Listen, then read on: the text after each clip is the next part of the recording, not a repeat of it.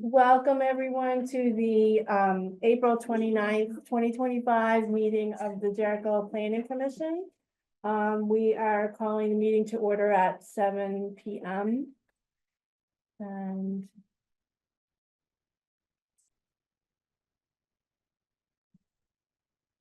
next slide. Oh, I think you have a better sense of who's real and who's not when it comes to trying to get into the meeting. Yeah, that's true. That's true.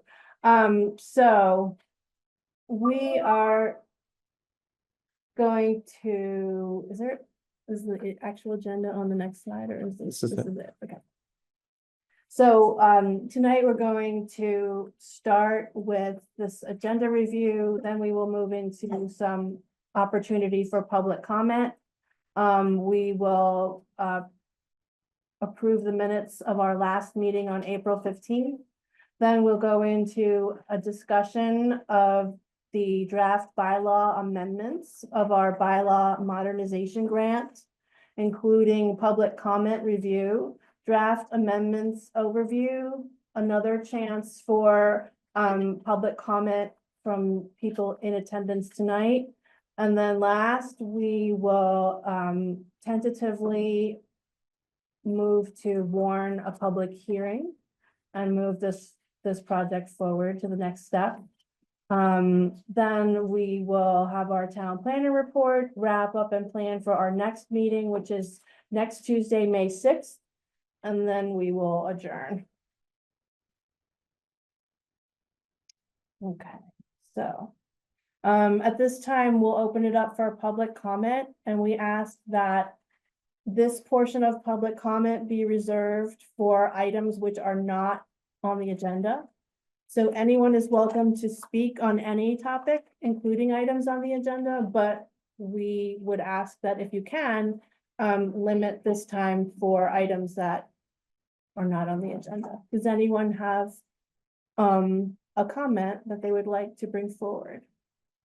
You can either raise your hand online or come up to the mic chair if you're in the room.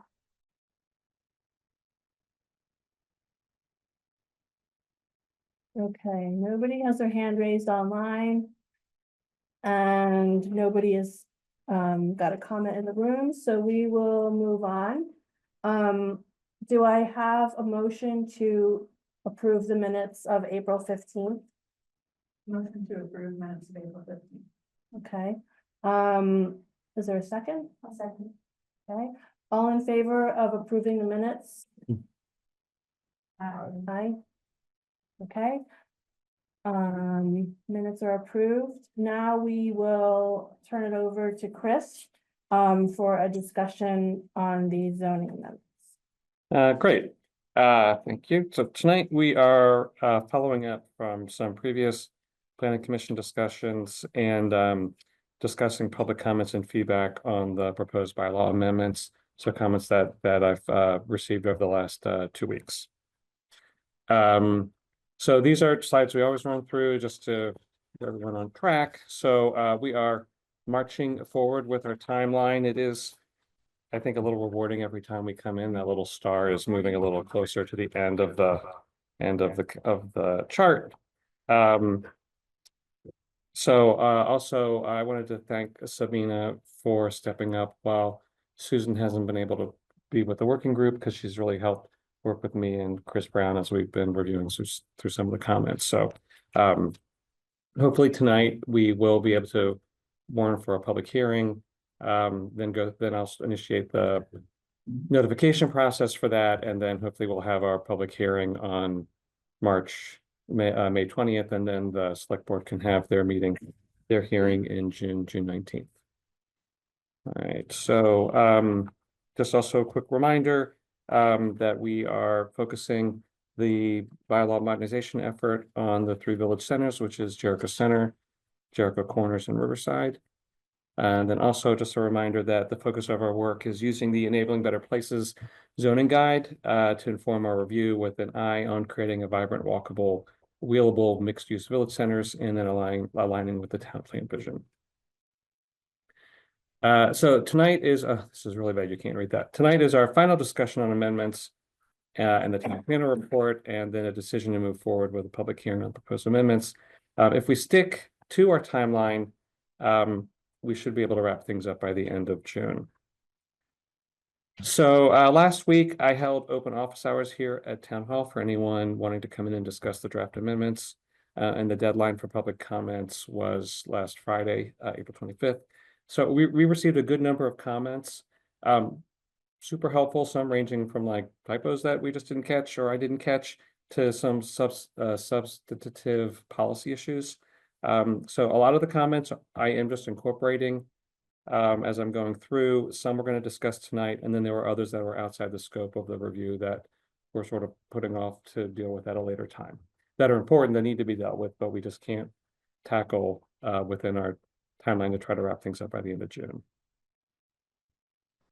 All right, so before getting into the public comment part, I did want to follow up on a few things from the April 15th meeting. So there were a number of issues brought up last time that I incorporated those edits into the draft before it was sent out for public comment. So I'll just go through it with those real quick. So some flowering tree, I looked at the list of street trees, made sure there are a good number of flowering trees. One of the comments was adding flowering to make sure we had flowering trees. So there are a good number of flowering trees in the street tree list. And I worked with Sabina, we figured out a couple others we could add to that list. There was a comment about making sure we knew who had approval authority for the pervious and semi-pervious surface materials. So that is now clearly delegated to the zoning administrator. There was some discussion about the wording for the DRB's review of waivers, that it seemed a little squishy and maybe that needed to be a little more firm. In my discussions with David, it really is important to have some flexibility for the DRB to do its job, to make some subjective decisions, since we can't anticipate every situation that's going to come up. So based on that discussion, my recommendation is that we keep the wording as it is in the criteria for DRB for waiver review. And then we also, Sabina and I looked at the landscape requirements, because there was a comment about some of the landscape requirements emphasizing drought tolerant and native plants. And while it doesn't say only, it says that they should be primarily what's used. We did look at landscape requirements for some of the surrounding towns, and we're in line with what those requirements are. So we feel comfortable keeping those in place. All right, so now one of the issues, the one that's on the screen. So one of the issues that got raised at the last meeting was vehicle parking, and I wanted to go into that in a little more detail. So I did review the Enabling Better Places guide, which had some very specific recommendations for vehicle parking, and made some changes in response to that. A lot of their recommendations we already have in our zoning. So that was really good. So there was a lot of stuff about allowing on-street parking and having that count toward required parking. And we actually had already incorporated some of that, although we didn't go quite as far. And I'll get to that in a second. I did add a prioritization of access points for vehicle parking on private property. So now when you're laying out your site and trying to figure out how to get cars from the site, there's a prioritization of going from alleys to side streets and then to primary streets for where your curb cuts would be. So it doesn't say you can't have a curb cut from a primary street. It just says, well, actually it does set it up so that you can't. If you do have these other access points, you should be using them. But if you don't have any of those other access points, then you can go in from the primary street. We also made it so that on-street parking adjacent to a property counts toward 2 required parking spaces on private property. So it had been drafted that it was just 1 parking space. The Enabling Better Places guide pointed out that, those types of parking spaces turn over a lot more quickly. So it suggested that we count it toward 2 required parking spaces. So I have made that change in the edits. I also clarified that vehicle parking is okay in residential driveways for existing homes. I think there was some discussion about parking between the front of a building and the street. I think, so my recommendation is maintaining that for new construction. We don't want parking between a building and a street. If you're building new, we should be able to put it on the side or in the back of the building. But for existing residential buildings where you have a driveway, it's the draft now says you can have up to 2 parking spaces in front of a residential home, so it's accommodating existing conditions. Does the change allow for parking next to the home? So not between the facade and the street, but next to? Or does it still require that it be behind? Thank you for that clarifying question. Yes, you can now park on the side. So, and this is specifically for Riverside. The Riverside code required parking be behind the building. So now it is that it needs to be behind the facade, so that can be on the side. So As if long you, as it's yeah, at least, so it's not jutting out in front of the facade. right. So if you but it think, can be. if you think of the Dollar General store on Route 15, if it has all that parking in the front, if that building was just pulled forward, it could still be surrounded by parking. It just would need to be behind the facade. Okay, are there any other questions about the parking section? Okay. All right, so now I'm going to go through some comments that we received from the public that I'm making some suggestions and recommendations for amendments in response to the public comments. So this first one, we received a comment that the change to require sidewalks in all zoning districts except the rural ag, residential, and forestry in the open space might be a little excessive for Jericho.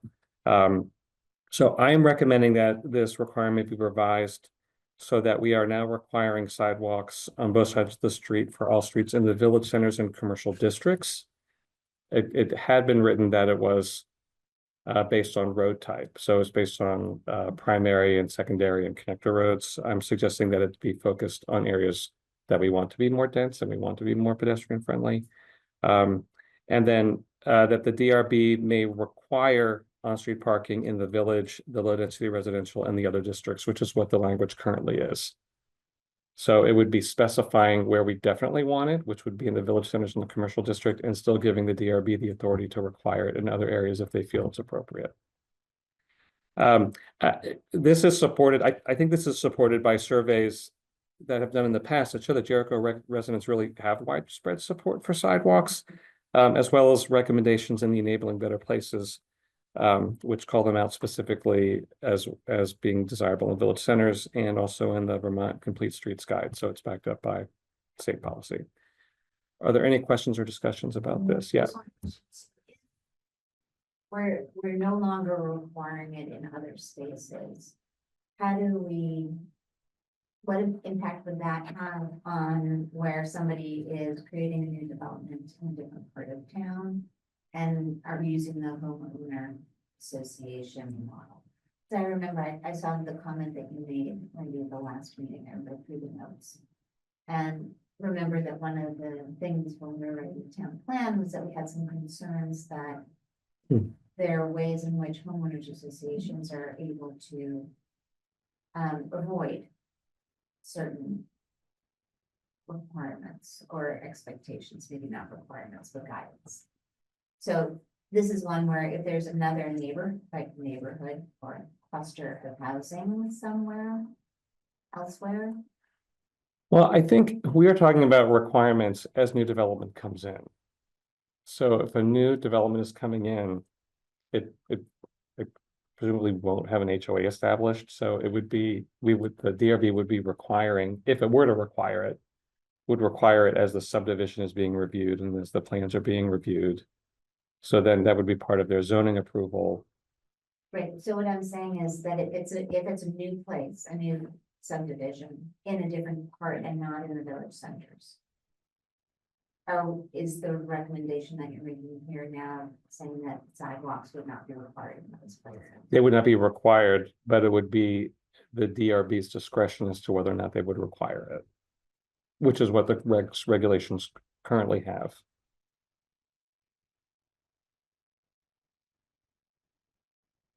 Do we give them a criteria? I jumped the line, that's good, I'm sorry. No, go ahead. Do we give the DRB a criteria in that decision making? I don't believe there is criteria. I I would, want them to require me to say, I'll be honest, I want them to have to follow the same best practices for safety, road safety, as well as being able to move around without worry. I don't know that I don't know that I thought it's full. That never stops me. To that point, I'm wondering if we should be focusing on asking those new developments to provide some way of connecting, right? Maybe it doesn't have to be a sidewalk per se, because maybe that's not the best Right, thing for yes, an area, but in the spirit of, we want places to be more and more and more connected, that there's a site-specific connector yes. pathway, whatever that is, that's taken into consideration, more so than it has to be a sidewalk. Agreed, I think there is something actually in the, so just. But for maybe saying yes, this we could yeah, morph as into we- that. Connect the dots. I understand they're saying, I don't want to prematurely say, oh, right, let's not require, or let's not encourage. But maybe we have some encouraging language that's about keeping in, the opportunities and the, importance of various mobilities and safety. Okay. I'm also thinking that it would be, I know there's been discussion about updating the 2015 bike and ped plan, and it would be, That I might think, be- really helpful for that plan, that document, as it's being updated, to think about where do we want these connections outside of the village centers. I think that could give very clear direction to the DRB as to instances as to, I know we were saying when, and I don't, maybe it's semantics, but like literally where. And how does the official map tie into that? Yeah, that the updating the 2015 one? bike and ped plan would then inform an official map, which then could be helpful for for us to use as we're looking at new development coming. Yeah. But I will look through the regs and see, and other places to see if there are criteria that we can include for the DRB to use to help them inform their decision. Yeah. Sorry, I'm going back to. It's the- all center. Yeah, I don't really want it to be on me because I still don't know what I want to say, but it's on me. It's on you. So this is requiring a sidewalk on both sides of every kind of street in village centers. And the commercial district. Yeah, and the way it is currently written is that the Development Review Board may require sidewalks on both sides of the street and again, it does it by category, so primary or secondary, and then on one side of local streets.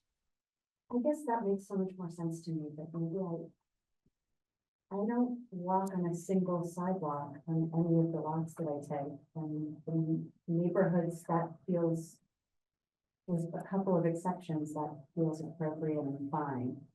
But I'm not in village, I'm walking around in village, so maybe, well, in commercial district. It's just it's a completely different, experience to the one that I have currently, as someone who does a lot of walking. And so we're putting a requirement, more of a requirement on already there. And I guess that is a surprising direction. Well, and I will say, the direction that I took the comment is not exactly in line with what the comment, where the comment was going, because currently, the comment was based on sidewalks are expensive to build, so they're expensive to maintain, and even on local neighborhood streets in a village center. It's okay for people to walk in the street and not have a sidewalk. That was where the comment was coming from. It prompted me to think a little more about, okay, well, where do we really want sidewalks? Is basing it on the classification of the road the right approach? Maybe it is, but I was thinking more like, where are we really focusing? Where do we want to focus our pedestrian-oriented infrastructure? And that was how I came up with this recommendation, which requires it in the more dense village and commercial area, but still leaves it as a at the discretion of the DRB for other areas. Yeah, I'm really resistant to this change. What would you like it to be? It just, I think.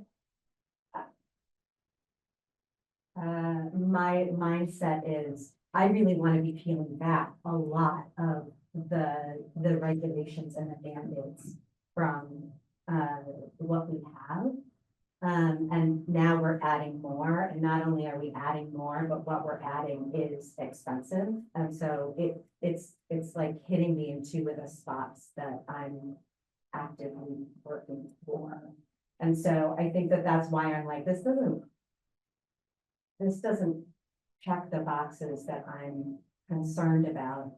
And because it's a requirement and it's both sides, and it doesn't take into account the type of street, all of those things just make it feel like we're adding more But unnecessarily. what would you say to the fact that the town has spent a lot of time and effort adding sidewalks that weren't there before, that people really wanted?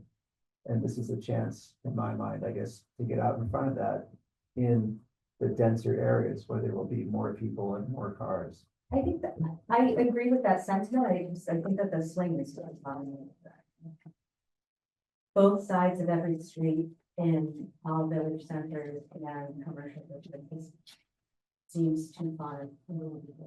But I agree with the sentiment, and I am frustrated that we don't have a sidewalk going down the west of Catherine. You know, I'm looking on sidewalks. Does it require it, or does it say may require? In the language that you're suggesting, Chris, is it? It says may, right? So, For streets outside of the village center and the commercial district, it says may. But what think I'm hearing from SJ is that there's she's not even comfortable requiring it in the village center in commercial district. One side feels more comfortable. I mean, is an alley a street? An alley is not a street. A private road would be a street, right? So a private road that maybe is for 3 residents. No, it has to be 4 to be a road. 3 is a driveway. So a private road that is just for 4 houses has to have 2 sidewalks. Seems. So it may be that what is in the current draft is fine. I mean, this was a response to a public comment, but it may be that what's in the current draft is fine. And let me read that. Curbs and sidewalks shall be installed along both sides of major and collector streets and along one side of a minor street, except in the open space, forestry, rural ag districts, following public works specifications and with approval of the select board prior to final plat approval. So you're going back to the type of street and its use. This is what it's currently Right, written that's right. as, yeah. And maybe that's fine. That said may. Shall. This said shall be installed on both sides of major and collector streets and along one side of minor streets. But just to clarify this, the village centers, the opportunity for new roads in village centers is, we're really talking about Riverside. I mean, I don't know. I want to pull out a map. It's 4 Don't worry about houses, right? we're doing it. So I guess. I mean, yes, Riverside, sure, but we're not in the form-based code. This is all village centers and commercial. Mhm. Is a private road really the same thing as a minor street? I don't know. Good question. Cause I'm not sure that it is. I don't know. Yeah, I don't know. I don't know. If it is, if it's a street, if all streets, I- then. Yeah, I'm thinking like, This is a section under pedestrian facilities, which lines it up as all public and private roads and access ways shall be designed and constructed. And then it goes on with these requirements. So the private road hits the homeowners. I was thinking about like a private development where you have a private road would therefore be required under the way it's written now. Yeah, presumably the developer would be installing them, Right. but it would fall to the HOA to maintain. I have to say, I actually think I'm a little agnostic. I hear your point about all roads versus, what it's defined as, but I do feel like, given what we have heard from the community, the majority of the community, persistently about the desire for sidewalks and the importance of safety, and as we look at absolutely every fight that there is about roads in town, there's always a very large contingent that is worried about pedestrian safety on our existing roads. And if we want younger families who are coming in with rollers, as we age and we need assistive devices and our eyes. I just kind of feel like for all of the different kinds of people who want to feel safe moving, it's important for us to say that pedestrian and wheeling safety is a priority. This is our chance. Yeah, and then, I mean, I think Chris is that was a good. Your question got me thinking, and the other place that is, I think, super prime for that development is the commercial district. When I think about the Jericho East or whatever's on that side, which I walk a bunch, and those neighborhood. There's some sidewalks in there. There's a lot where there isn't. And I hear what you're saying, and it is important to be thinking about and prioritizing. But I don't want to be swinging so far in the other direction that we're requiring something that's expensive to maintain and having it on both sides of the street and for all of these different, it just feels like too much to me. But I don't disagree with the Yeah. points that everybody's. How did you feel about Sabina's suggestion about not necessarily defining it as a sidewalk, but defining it as a connector, multimodal? That makes sense to me. Safe passage. So it could be a gravel.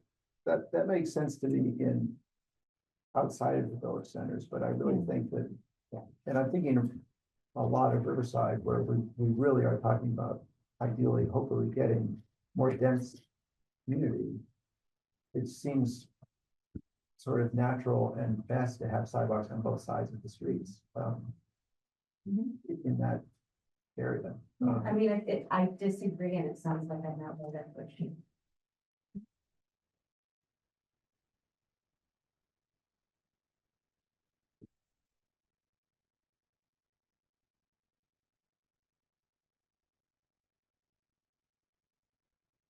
So I think we have two options. I think we can stick with the language. So this was one comment. And it does This- feel like you took the comment in a direction that is opposite of what the comment was intended. Well, yes, it was concentrating them in certain areas and lessening it in other areas. Just gonna interrupt with a question, just for a point of clarity. Can you give a couple examples of Major Street, Brown's Trace? I'm assuming you want. Brown's Trace, Route 15, Yeah. River Road. I have to say, I have not seen a map that lays out where the primary arterials are, where the collectors are. I would assume anything that's not a subdivision street would be at least a primary or a collector. So like Raceway is probably a collector. And Lee River, I think we said Lee River was a collector maybe. Yeah, or primary. This red line has not changed since it has been going through all the planning commission reviews, and this is one comment that I'm responding to. It might be that this is what's in there is fine, leaving it the way it is. It partially addresses, I think, some of SJ's concern by only having it on one side of the street for minor streets instead of both sides. Good with that. So keeping it as is, great.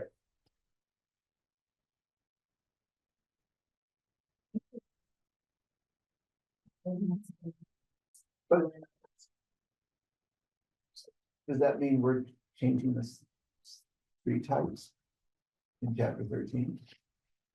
No, this is for areas beyond Riverside. Okay, This would apply to village centers, to the other village centers as well as the Riverside Village Center.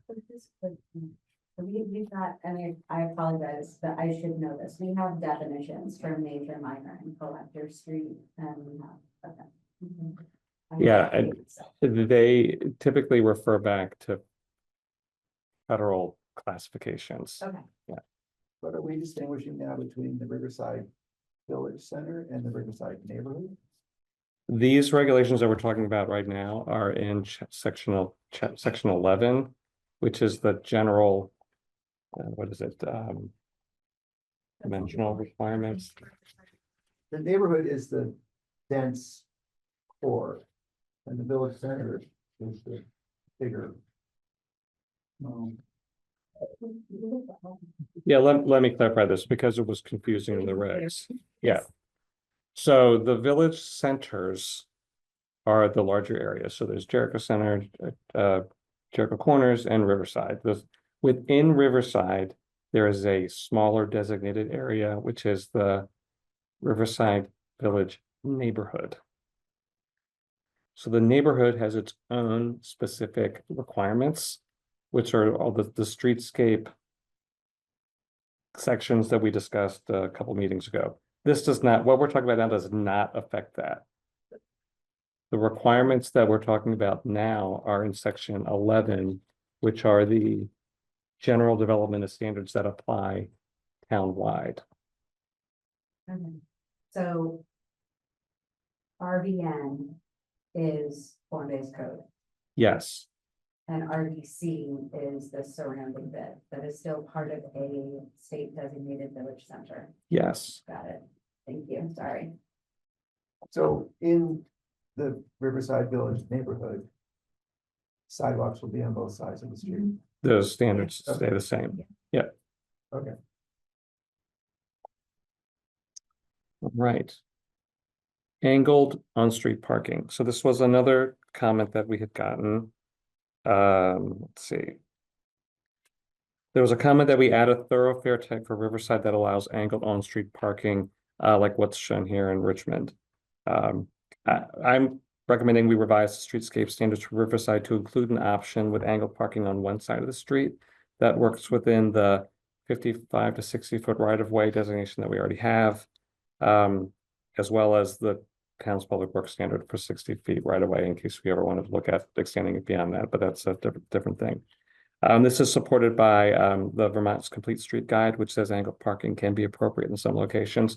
I will say that when I looked into studies on this, like there have been studies on safety of parallel parking versus angled parking. This was from the early 2000s, and it did conclude that parallel parking was safer than angled parking, that there were more accidents, but there were faults with this. Like it only looked at parallel parking that went to angled parking. It didn't look at angled parking that then went to parallel parking. It's definitely safer if you're getting out of a car in angled parking, because when you're getting out of the car, you're not getting into the roadway.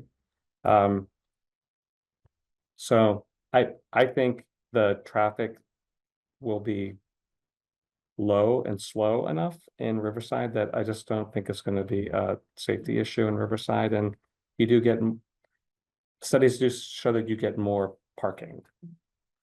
But just to clarify, if someone wanted to do angled parking, there would only be parking on one side of that street, because we're not making the streets wider. Right, so that's where, like, I'm not sure we're really gaining parking because you're losing parallel parking on both sides of the street and just putting it on one side.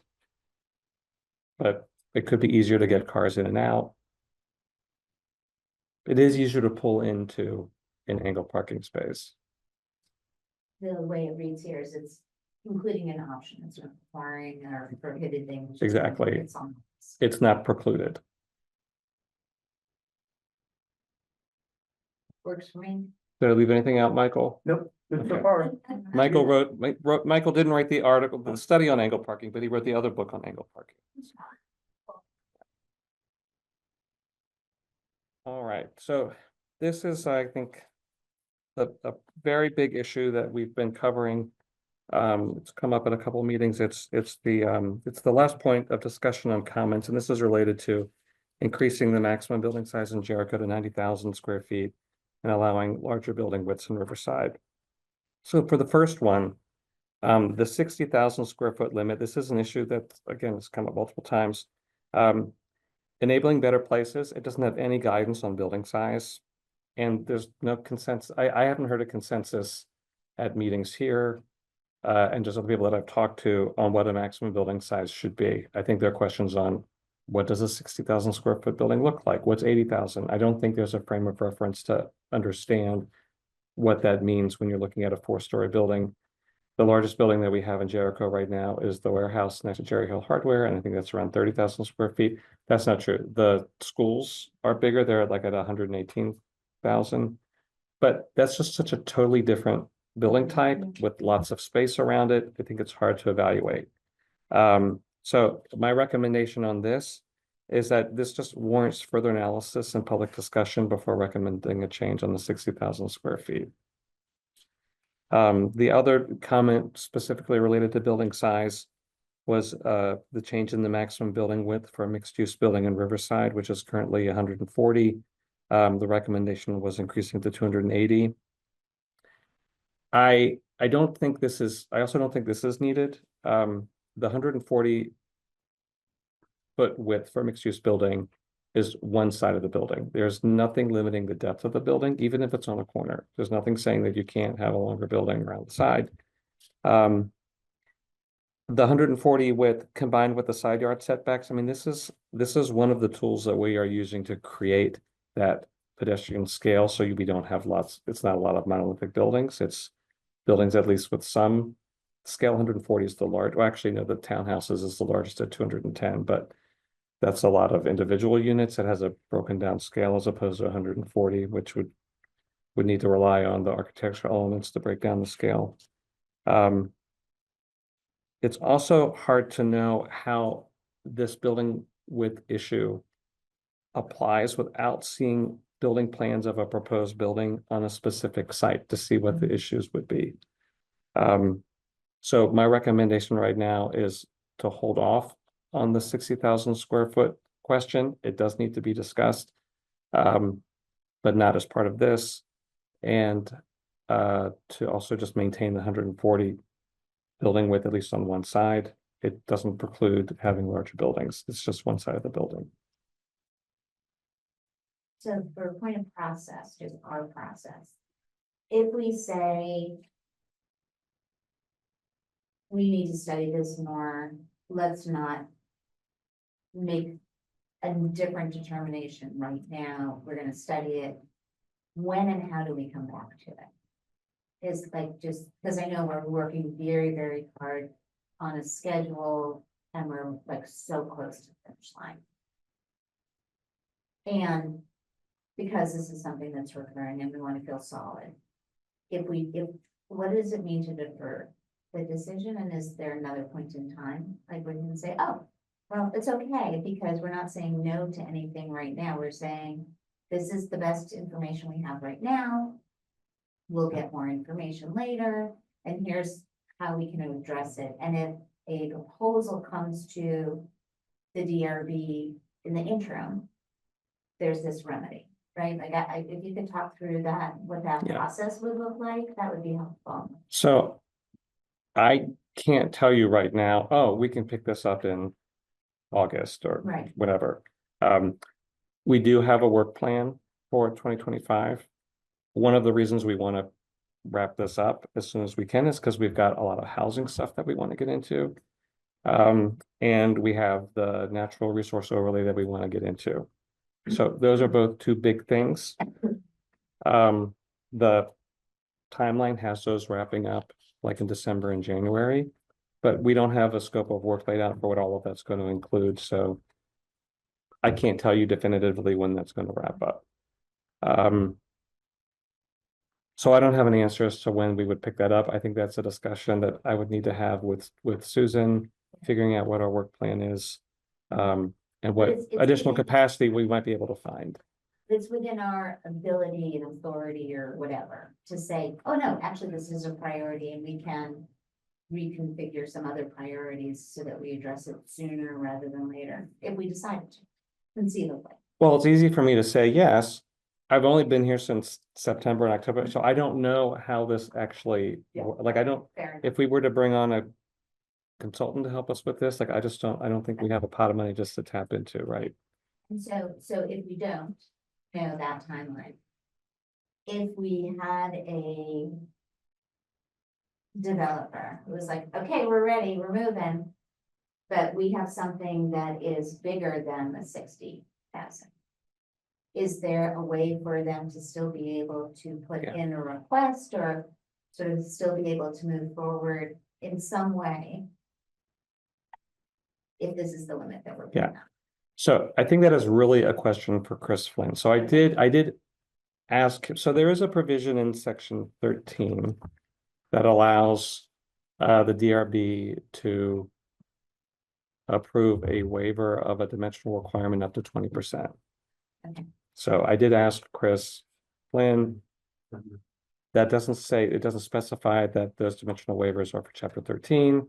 Could this also apply to chapter 5, where the 60,000 square foot regulation is? That would get them up to, that would get someone up to 72,000 square feet. So that's one possible scenario. I don't know. I mean, the zoning says a building shall not be more than 60,000 square feet, so I don't know if that's something that the select board, I just don't know the process for appealing something that isn't zoning like that. It's just helpful to know sort of what it means to make the decision. And what the, if the recommendation is, we need to look at it more thoroughly with a different lens, right? And making sure that there's enough time if something hot comes in. Yeah, so I don't know if anything that's like shovel ready, that is ready to, It's also not a limit on the number of principal buildings on a lot. correct. Right, so there's that, thank you, Chris. So someone could have multiple buildings, they could Mhm. buy multiple lots. There, I mean, there's lots of creative ways to work around it if that is the scale and desired opportunity. Okay, I just like to know where the boundaries are and where the flexibility is, both from our perspective as well as from a developer's perspective. So thank you for helping me understand that process piece. Yeah. That gives me important information. With in the comment that was received, was there a sense of why 90,000? Like, was there references to other developments within Chittenden County and Vermont? Is it a certain, if you hit 90,000, a certain scale, it makes it happen? Well, I mean, I'll just be specific. This is a comment that came from Wisdom House, and based on their program, 90,000, I think it was 87,000 square feet was what they are saying is what they need for their building with the program that they've come up with. And then I just rounded it, and then it was just rounded up to 90,000. Because 87,000 seems very specific. Yeah. That we might go over.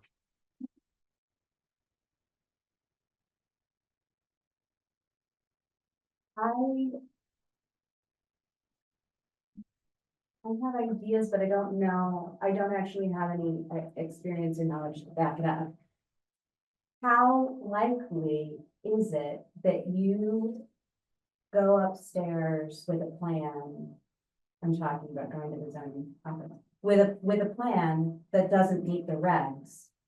And you're still allowed to then continue forward and think about ideas, like, it seems like proposing a 90,000 square foot building when our regs cap it at 60,000 is a non-starter, particularly when there's no clear way around it. And so I could be wrong about how our zoning and how our DRB work, but my understanding is that that's just kind of a non-starter. So like, it's not part of a conversation that we can have at the DRB, if there isn't a pathway laid out that the DRB and the zoning administrator can follow, to get to a conversation. And so if I'm wrong about that, I'd love to know that I'm wrong about that. And if I'm not, then I want to make sure that that's really clear. I think you have to go with a clear plan that fits the regs, or a plan that says I'm allowed to challenge this with a waiver, and I'm allowed to do that. To get to whatever my bottom line number is, without that being clear. Right, and I appreciate that, and I have no idea. My intent in asking the process is really, what is the urgency of making this decision right now? It's important and helpful Versus, right, to like, understand. what are the implications if we say we need to study further? Because sometimes that's a punt. Yeah. And sometimes it's real. Yeah. And I'm just trying to figure out, what does it mean if we make that decision, right? Agreed. And so I think pointing out that, like, yeah, would anybody actually, how would a developer or an investor look at it and say, oh, it's not even worth my time to come forward with its Mhm. N60, right? Okay, thank you. Okay. And then I guess. What does it?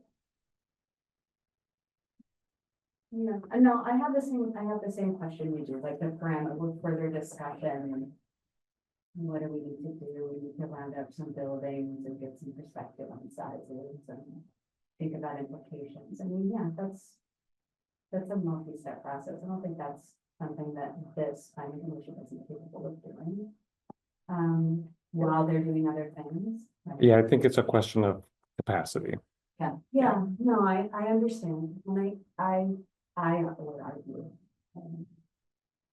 That we would have the capacity to at least get some definitive answers around scope and bounds and time needed to address.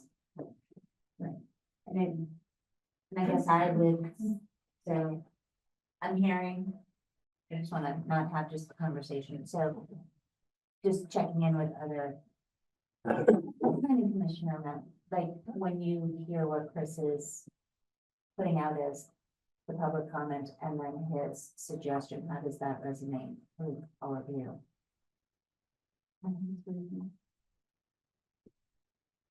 mean, I think it's reasonable also. I'm okay with it. Then, yeah. Great, thank you. I'm gonna move on to the next slide then. Okay. All right, so that is kind of the overview of public comments. There were other public comments. I have them in a table. I will send them out after the meeting, just so you can sort of see what the breadth of the comments were, and I have a response. Each of them, like, that's a change I can make, that we can make, or that's outside the scopes of the study. Like there was some comments like, all the sign regs should be taken a look at, it should be looked at. It's like, yeah, it's not gonna be part of this, but yeah, that's something that's on the list. Yeah, Great idea. good comment. Yeah. Right? There were a lot of really good comments, and there were a lot of people that spent a lot of time looking through the regulations. So I am very appreciative of the people that did that and the comments that they gave. And it's frustrating when you can't respond and find resolution to all the comments, but I'm trying to do as much as we can. So my report on the amendments went out on Friday, so I hope everyone had a chance to look at it. It's a little different than some of the other reports that I've done. Our other reports that we've looked at least since I've been here, were much narrower in scope, so they could be very granular in the assessment. This was much more stepped back. It reviewed a lot of what we looked at the last planning commission meeting in terms of sort of summarizing the big moves and some examples of them. So I don't know if there are any questions or comments on the town planner report. Great to see those connections Yeah, in one place. Yeah. Great. really helpful. I bet it will be available to folks who haven't been on the ride with us. As it were, right, to see how it has progressed. And if I can ask you back just for 1 second, obviously, we've got a lot of comments that can't be directly addressed. is there a way for us to assure the commenters and the public in general that there is a list being kept? Yeah, so I wanted to not Okay. only make that list available to planning commission, I'd like to post it online too, so people can see their comments and what the, yeah. Mhm. Is your report also going to the select board, the one that you sent us Friday? Yes, it will go. So thank you for asking that, because some of the headings of those sections are a little wonky. Yeah. It is based on a state level report, so I'm just using their template so that we just have one report that goes all the way through. So not only is it going to go to the select board, it will go to CCRPC, it'll get sent to all the surrounding towns, it will get sent to the State Department of Housing. It gets sent all around. Yeah, and it gets entered into a database, so. Yeah, and it'll be posted on our website. All right, so there are a few outstanding issues, and if anyone has ever tried to format regulations or something like this in Word, you will hopefully be sympathetic. In terms of formatting the regulations, like these are a couple things I still need to wrap up by the end of this week. So I think I've addressed all the numbering because some of the numbering was off, but they're very stylistically inconsistent. I don't know if I'm going to be able to figure that out. They're still functional and your references are correct. You can still refer to things correctly. It'd just be nice if there was more consistency. So I'm going to try to figure that out. I need to go through and just verify that section number references are correct, because some things have changed and it's sort of tedious stuff. And then I know that there were some illustrations I was hoping to get to. I need to make sure if there's some that are critical, if there's some that would just be nice to have but aren't needed, figuring that out. So those are kind of the last steps that we need to take. I need to take to wrap up the red line. Any questions on that? Okay. I kind of reviewed this at the beginning, but this is just, yeah. So that, that wrap up. My question, I guess, is, so whatever gets, if we decide to approve and move for a public hearing or whatever, or warn for a public hearing, that cleaned up version where the numbers are right and the formatting is good and that's what will go, not what it looks like right this second. Yes. Yeah. So since it went, I just pushed it out so we could get it out. So since then I have gone through and cleaned up the numbers. So thank you for actually going back, because there are, like I said before, there are some minor issues and comments on wording that I do want to address and go in and change. I do not plan on sending that final cleaned up red line to the planning commission before sending it out. It's not changing any intent. It's just clarification and technical stuff. So once I do all of that, I'm just going to start notification. If we move forward to the public hearing, I'm going to plan on getting all of that moving this week and then Monday next week to get the notices out so that we meet our 15-day notice requirement by the 20th.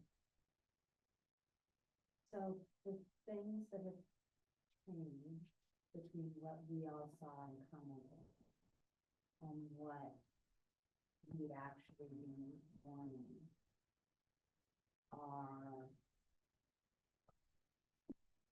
I'm preparing for this, I'm mentally preparing for the vote that we're gonna take. And I don't understand exactly what the current, how different, what will be warning looks like from what we just saw. Not necessarily in terms of style and format, although I do think that's important and it is.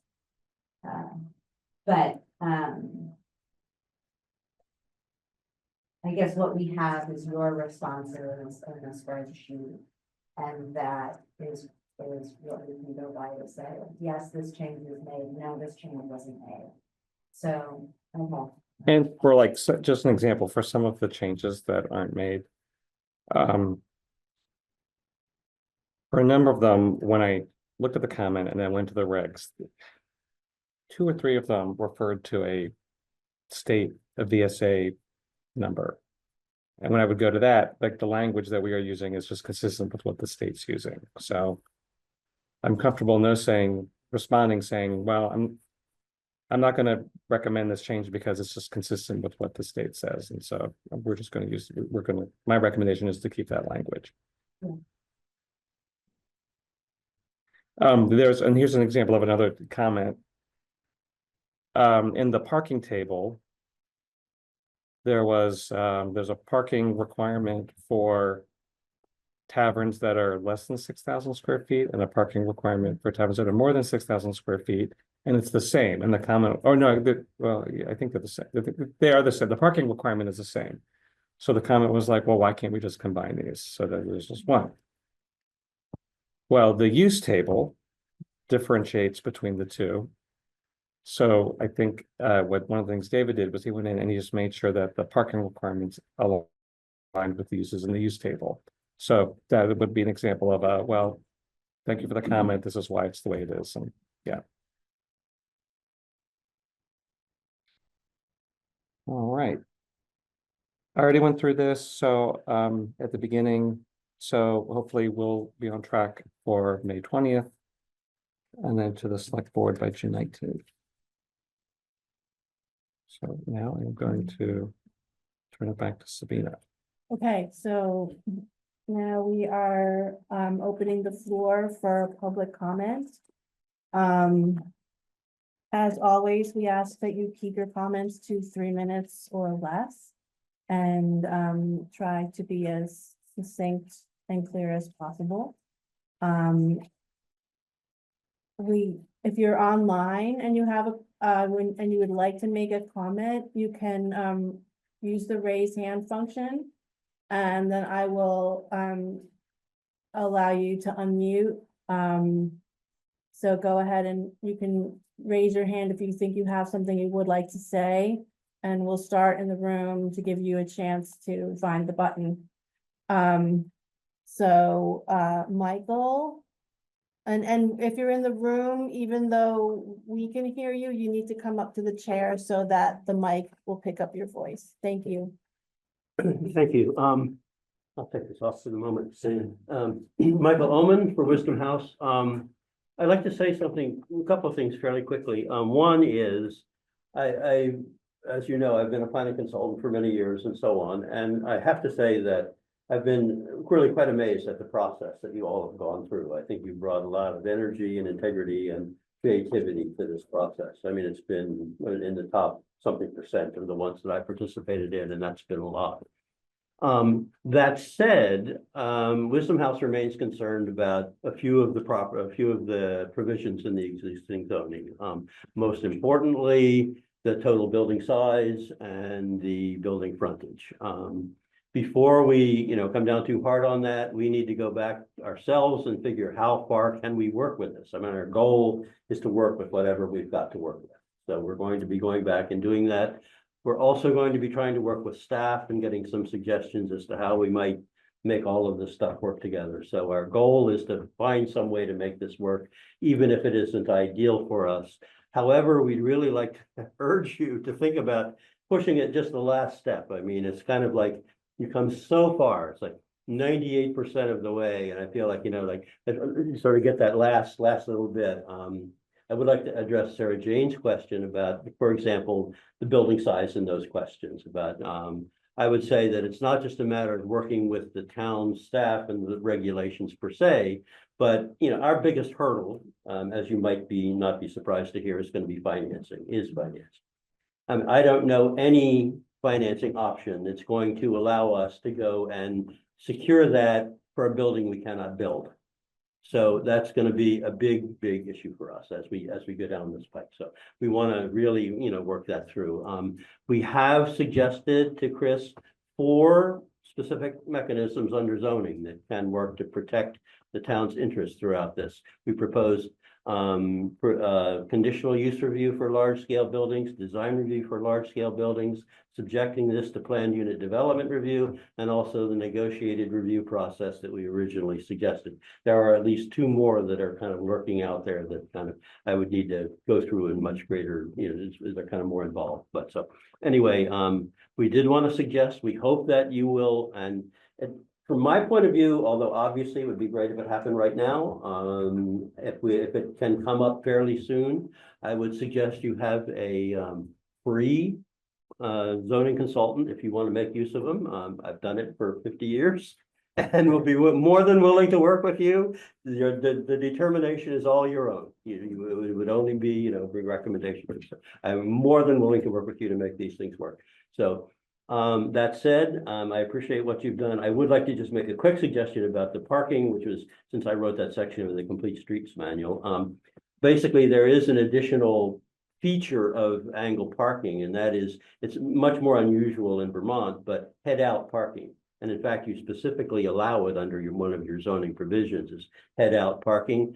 What that does is it's much safer for vehicular operations, and it is much, much safer for bicycle operations than either parallel or the other kind of thing. So, and angle parking puts parking right where you need it, adjacent to the uses that actually want to use it. So we're really glad that you're thinking about embracing that. So that said, I think I've said what I want to. We're going to be working with staff. We're going to be putting our heads together, figuring out how to make this work. Thank you for the work today. Thank you. Okay, I don't see any hands online. So I will take the next person in the room. Susan, come on up. Thank you. Hi, all. This is Really, really, say who you are. yes, hi, Susan Harrod. This is more of a question, I guess. I know that Jericho has said in its town plan that it is interested in expanding its housing stock, as I think many communities in the state are. So my question, I guess, is relative to capacity or size of building upwards of 60,000.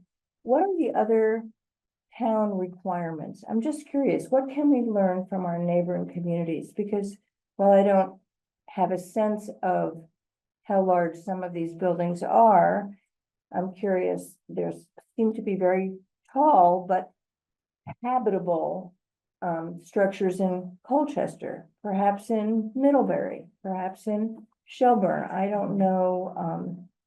There may be many other towns that might provide guidance. So I don't know if Chris or others have discussed internally what the scale is and how they have been accommodated, embraced or not in their towns. But I guess I just throw that out as something that could be explored. And I think the other thing, workarounds like two buildings side by side, maybe that's what will end up happening in Riverside. But without knowing very much, I think it might be cheaper from a developer standpoint to build upward. I don't mean Empire's, state building, but, a story, 2 stories, especially because there's certain features of Wisdom House that the atrium feature, you're not going to be replicating that in every single building. I mean, it would be very expensive, I think. So there is something to be said for one building that is perhaps taller than people maybe thought was the Jericho way a year or so back. But I think we just need to be more mindful of costs. Thanks. Thank you very much. Bill Butler, and then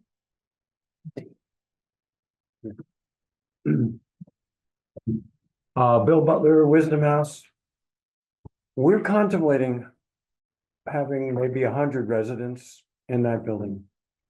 And I keep thinking about how are we going to keep 100 people happy for 5 months out of the year, contained within a building? What does that building look like?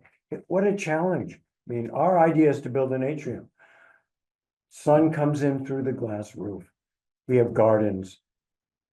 But 140 feet, we can't do it. It just kills it.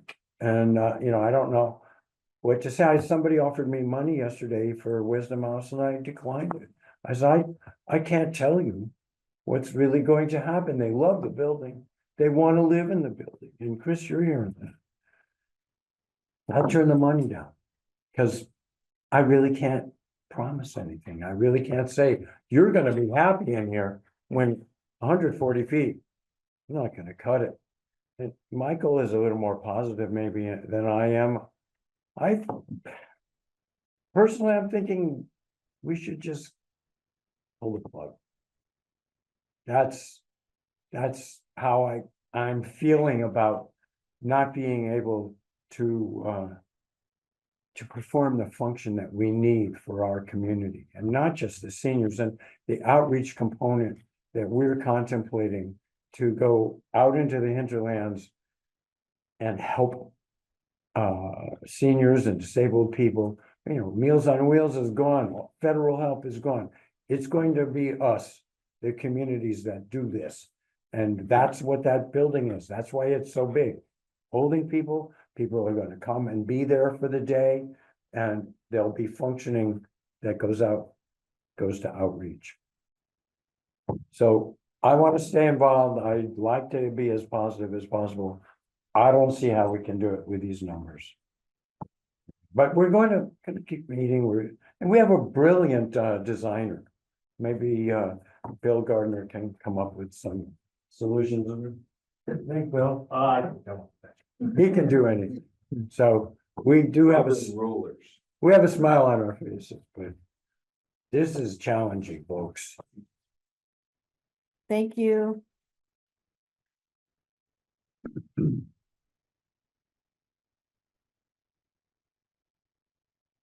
Hi, Dean Block, Valley's Edge.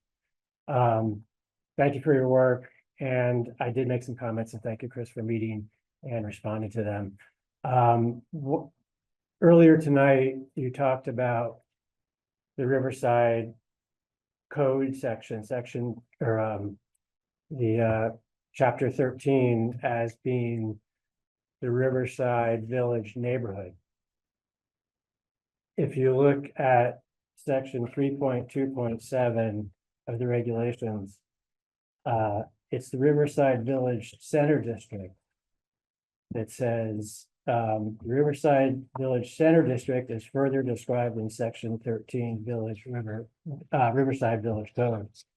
The neighborhood district is residential.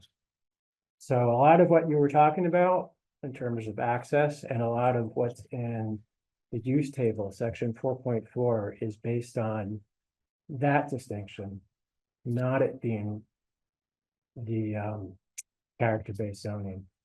So I hope you consider that when you decide whether or not to vote to proceed tonight. Thank you. I guess I'd just like to add, I'm not sure what district I'm in, whether I'm in the village or Yeah. And that ambiguity has been addressed in the updates about, I mean, there was some inconsistency in the naming and designation of those different things, and that all has been addressed. Yeah, but some of this happened before I got here, but the Riverside, what we're now calling the Riverside neighborhood, it may even have been larger. There were two districts that were consolidated into one. So this is one, but it's still within the Riverside Village Center. And then I think one of the things that was confusing, I think that Dean is talking about, is in the use table, the RVC and the RVN, like, I think they were mixed up. So that has been corrected. Well, and then there was a reference to the word district was attached to some combination of these words in one place and not in another, that then wasn't clear if they were two separate things, if they were the same thing. I can't remember, but I know you know because I noted it, but Yeah, and this is part of like the reference check is going through and making sure that Riverside Village Center and Riverside Village Neighborhood is just used consistently and correctly in the right places. Just to double clarify, so Dean's comment has been resolved. Is that what I just heard? Well, I think the comment that you had about the use table was where the RVN and RVC was switched, and I think that was specifically around the multi-unit building question. Yeah, I think, again, I'm not sure what district I'm in. I was reading the regulations, the proposed regulations, based on my understanding that I'm in the village neighborhood, based on that definition that's in 3.2.7, that the neighborhood is residential. If in fact I'm in the center, fuel sales is allowed in the center. The intensity of development is a lot higher in RVC than it is in RVN. So I haven't seen that it's resolved. I'm not clear that it is. And we had talked about this a little bit, and when I went back and I looked at the regs, I don't think there is a change between what was previously allowed in the village centers. Those are consistent. I think there was discussion about what is more appropriate for the neighborhood, which is the more walkable area. So I think there was discussion about changing some of those uses, but the village center uses stayed consistent for all the three village centers. That could be. So what I initially, one of my comments to Chris, and this was in writing, it was also to the chair, that multi-dwelling residential up 10 or more units, I'm sorry, up to 9 units is a permitted use in the neighborhood district as proposed, and that was a change. And 10 or more is a conditional use in the neighborhood. It's a permitted use in the village center. So that leads me to think the village center is the more dense character-based coding. That is where there was mixed. Okay, So those were backwards. so has that been resolved? Because I haven't seen the version online. Right, so you made the comment on what was sent out for the draft, Right, and so I have a copy that I am okay, making. I'm not making edits and then immediately posting them online, right? So I'm gonna, once all the comments are made and it's all cleaned up, then that will be what's released for the public for the hearing. hearing. Okay. Yeah. All right, Yeah. thanks. You have someone up there. Okay, Elizabeth Bernstein, you want to unmute yourself? Thank you, Bill. Let me see if I can assist you. Hold on. Mhm. You should be able, oh, Okay. there you go. Okay. Okay. I apologize. I can't find a hand raiser on my, You're not alone. Don't worry Okay. about it. We accept all forms of hand You waving. can use your hand. there's a lot of And discussion. can you just say your name for the minute taker, Yes. please? This thank is Elizabeth Bernstein. I live on Milo White Road. There's a lot of discussion about 60,000 or 90,000 feet, and yet nobody is quite able to point to a 60,000 building, square foot building, or a 90,000 square foot building. So it's those numbers are totally abstract, and it feels to me like they're totally arbitrary. When I have seen the the design or the sketch of Wisdom House, and I've talked with Bill and Susan about it. And we come up with ideas like, oh yeah, and there's got to be a skylight so that in the middle of winter, I don't have to curse the fact that I'm not in Florida. I can say, oh, I can stay right here at home and let the light come in. And I have a vision of something like a monitor barn. And monitor barns, I can see 2 of them on Route 2 in Bolton. And I know how big they are. Now, I don't know how big they'd look there, but we could do a computer mock-up and find out. But I think to go by the guidelines of an arbitrary number like 60,000 square feet or 90,000 square feet is not helpful either to the people who might want to live there or to the people who have to set the rules to how big things can be. Those are just arbitrary numbers. And I wish you would find some other metric to be able to measure how big buildings are. The other comment about the size of a building is, please remember that the concept of this housing for lots and lots of people is that there are going to be people, more people than usually live in an area, because a lot of these people either are going to be carless by choice or carless by meaning without car, uh, because they are not allowed to drive anymore or whatever.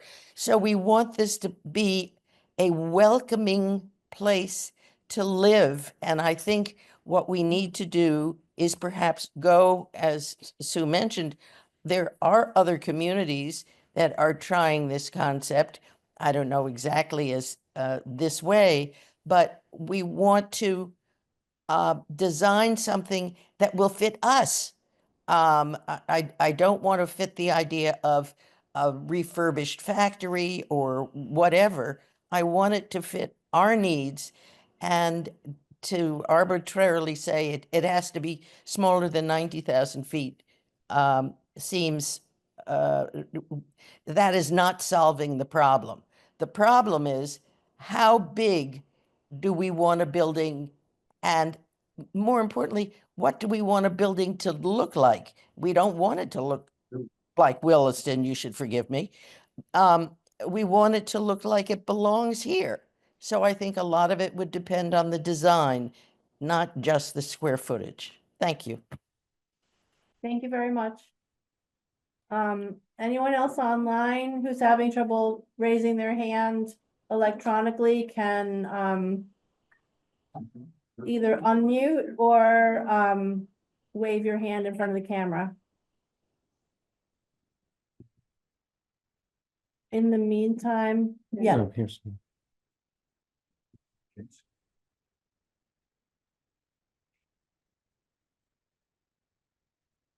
hi. Hi, good evening. My name is Megan Sullivan. I did submit public comment, but I think I got all of the email addresses wrong, so I'm not sure it made the cutoff, but you know, with the commission's permission, I'd love to, even if it didn't meet the official public comment, just send those out to all of you. I wasn't planning on speaking tonight, and it's funny, I testify almost for a living in my work, but I'm just feeling incredibly nervous right now.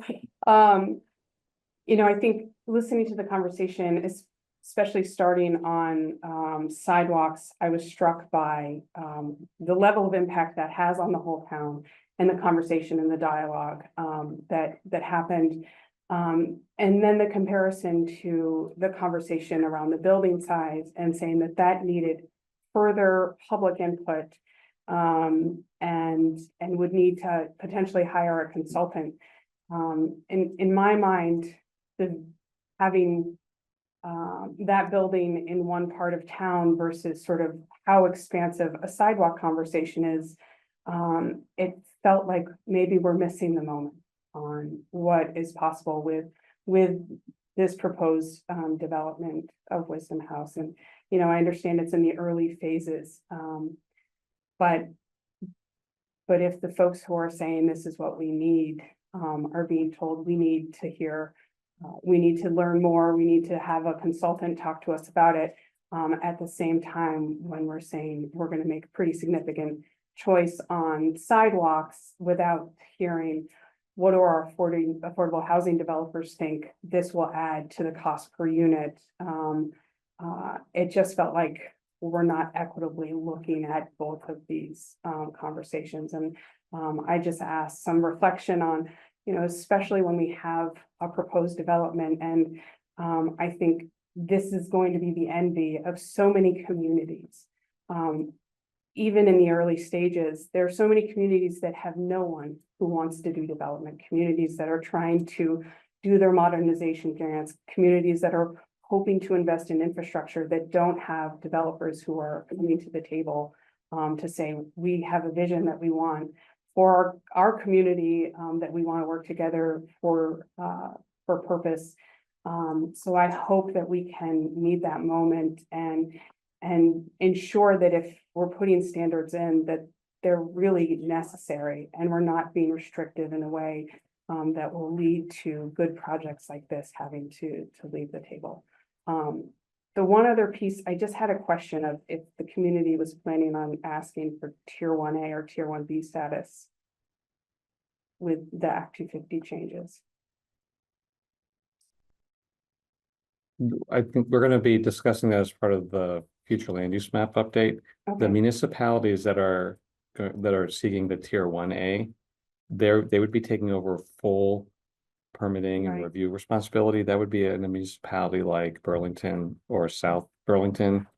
I don't know of any other municipality that's even considering doing that just because of the costs of administering that. So I think at this point, we're just looking at tier B. okay. Yeah. And the only thing I would caution is if you are not considering looking at tier 1A or tier 1B, that the parking requirements, what is the impact of adding that expanse to the driveway that could be putting developments into Act 250 through the new road roll? And just something to consider. Thank you.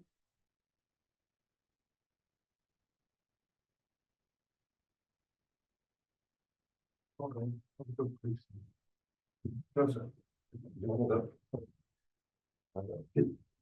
Go, Jim. Are you Alpha?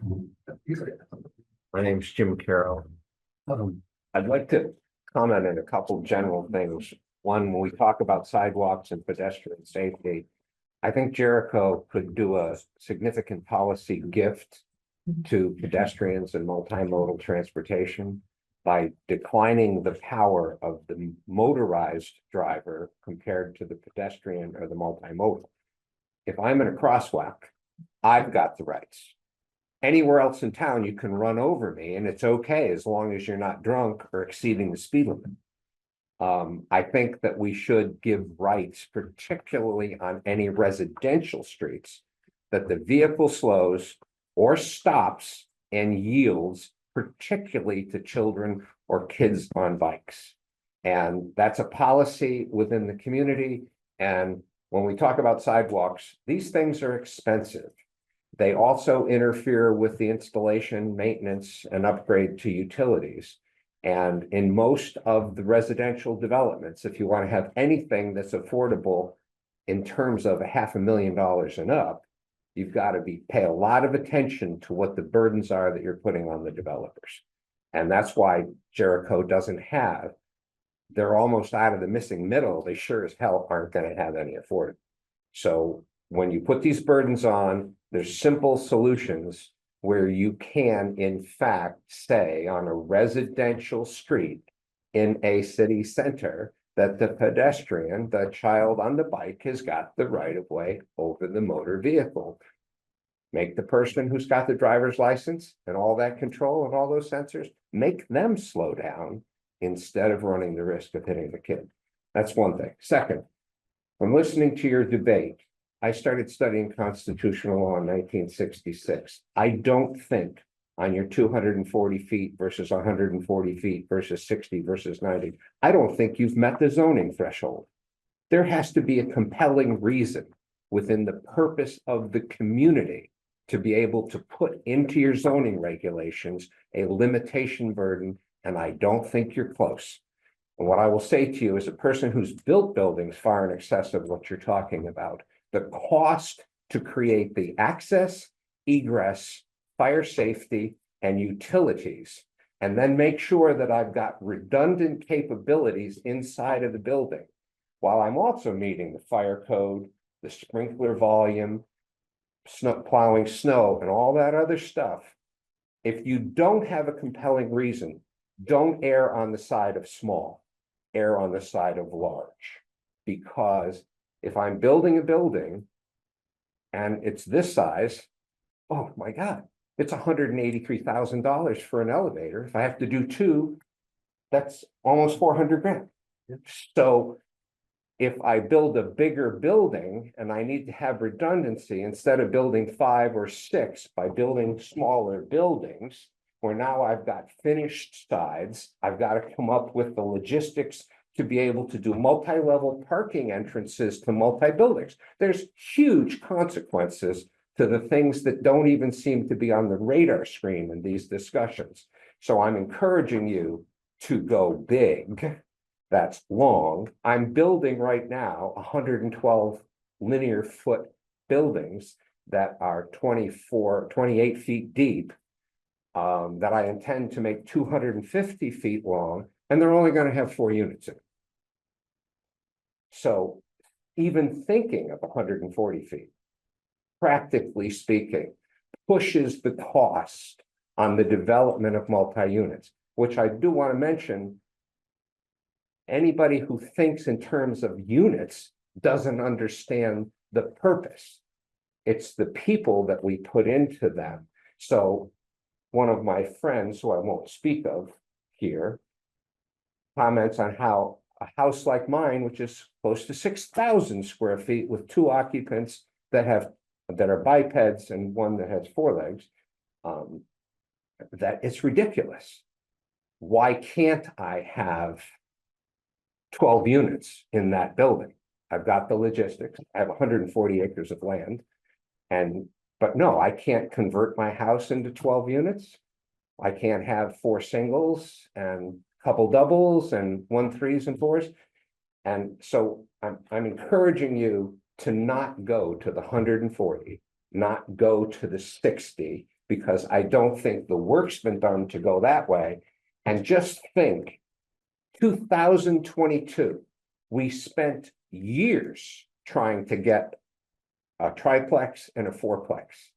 And there was one slip in one section, 5.6. 2025, we have finally made that fix. I use the word glacier. Glacier is fast in comparison to planning and zoning in Jericho. I've been here almost 47 years. We did stuff a hell of a lot better and faster 40 years ago than we're doing now with all the technical assistance. So I'm encouraging you, because I've worked with groups to defeat all of the work that you've done, because the commercial district was a disaster. People start talking about orienting of the buildings. We want to orient buildings to the sun, not to a road that isn't even defined. And so as soon as you get into these flavor and these design things, you've crossed away from what the public need is, which is the purpose of zoning.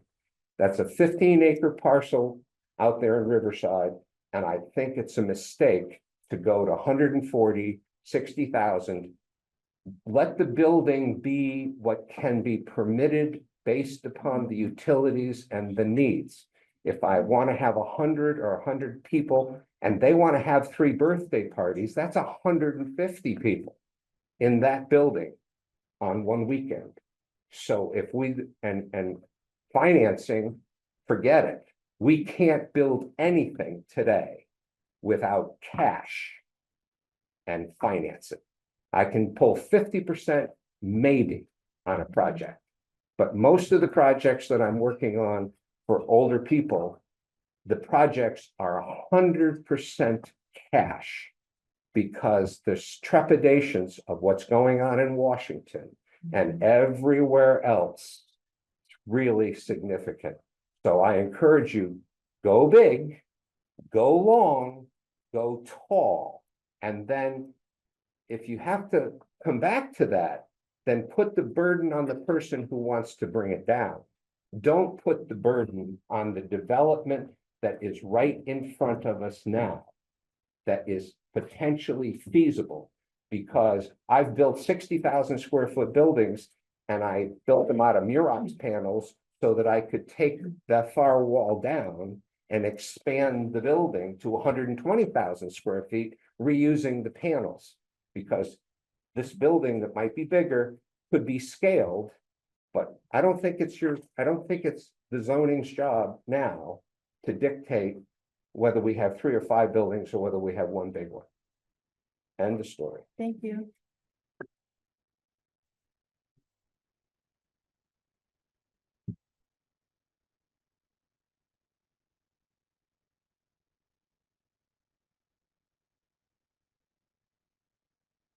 Dave Meadows.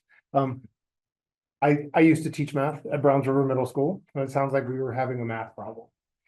So we're really debating 60,000 feet between 90,000 feet. What's the difference? 90,000 feet, Bill and Michael can build a building. At 60,000 feet, at the economy of scale, they really can't. So what does that actually mean? Well, I believe you're looking at a 3-story building. 3 to 4. Okay, so let's say it's a 3-story building. That gives us a 20,000 square foot base, if I'm correct. So what are the dimensions of that? Versus if it's 90,000 square feet, it's a 30,000 square foot base. So what's the difference? Well, at 140 feet, right, which is the current maximum, I walked outside. From the edge of this building through the street is 135 feet. That's basically how long the building could be max. Right? One of the sides could only be that distance, which gives them the other sides at 30,000 square feet. The other side would be 214 feet in length. If we made it 20,000 square feet, the other side would be 142 square feet. So it would basically be a square. So for 72 feet difference between a 20,000 square foot base or a 30,000 square foot base, the project happens or doesn't happen. That 72 feet, is that really going to determine whether or not we build something that could be transformative for Chittenden County? One of my passions right now is that my son is a sophomore at UVM. He's studying to be an engineer. He's doing extremely well. And he's telling me already, he's like, Dad, I have to leave Vermont if I'm going to buy a house. If I'm going to be able to afford to live here, I have to leave. And he's going to be an engineer out of the best university the state has, and he can't afford to stay. Wisdom House is offering 100 units for people of Jericho and Underhill to move into a centralized community, which then means 100 homes in our area suddenly become available for my son to afford. This project for me means whether my son lives in Vermont or not. So for 72 feet in length, do we build a building that transforms our community, or do we turn away? It's a lot to think about, but I just thought we'd look at the numbers. Thank you.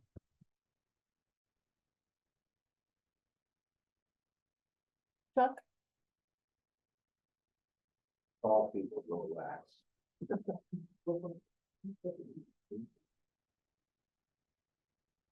Yeah.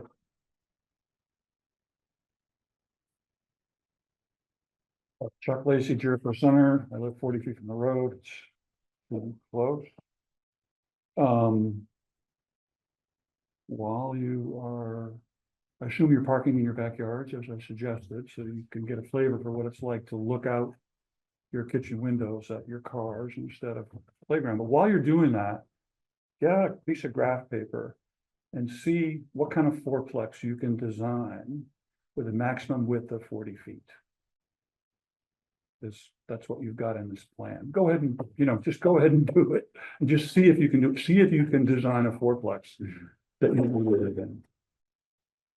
Second thing is, this project it went on the Planning Commission's list 5 years and 5 months ago, when these guys wrote a letter saying that the zoning was preventing them from doing their project. 4-page letter. This is your response to that letter. 5 years, 5 months later. And for you to say, well, I don't know, I don't know how big 60,000 square feet is. I just can't get my arms around it. We need more time. We have to think. 5 years and 5 months later. That's unacceptable. I think you need to call a meeting for this Saturday, rent a bus, and go around and look at a bunch of buildings. I think there's some good staff work here that can put together an agenda where you can go look at 10 or 12 buildings of various sizes and make a decision. It's unacceptable. 5 years, 5 months later, and you need to study how big this building is. It's not, it's sort of the definition of jerking somebody around. And I think, I think we just simply need to do better than that. We are in a crisis. Your town plan talks about crisis. And we're worried about the scale of things in proportion to the scale of things that were built during 50 years of the most exclusionary zoning in Chittenden County, maybe in Vermont. So what you're looking at is what we produced with exclusionary zoning. So don't compare what people want to build now with what they were able to build. Go ahead, you can look at a bunch of buildings on Saturday, make a decision to say we're going to go look at 10 buildings, talk about it for 3 or 4 hours and make a decision by 4 o'clock. That's what you owe these guys. This is really, it's unfair, unsporting. Thank you very much.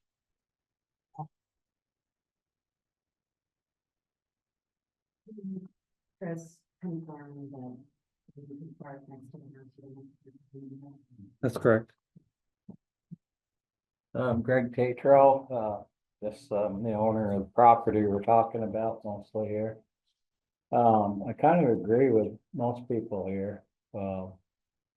First and foremost, though, I'd like to thank you guys for spending so much time on this issue. It has been a long time, and I know that you guys have had a lot of late nights, because I've been here a few times and it's pretty late by the time I get home. So I do appreciate your time and efforts, honestly.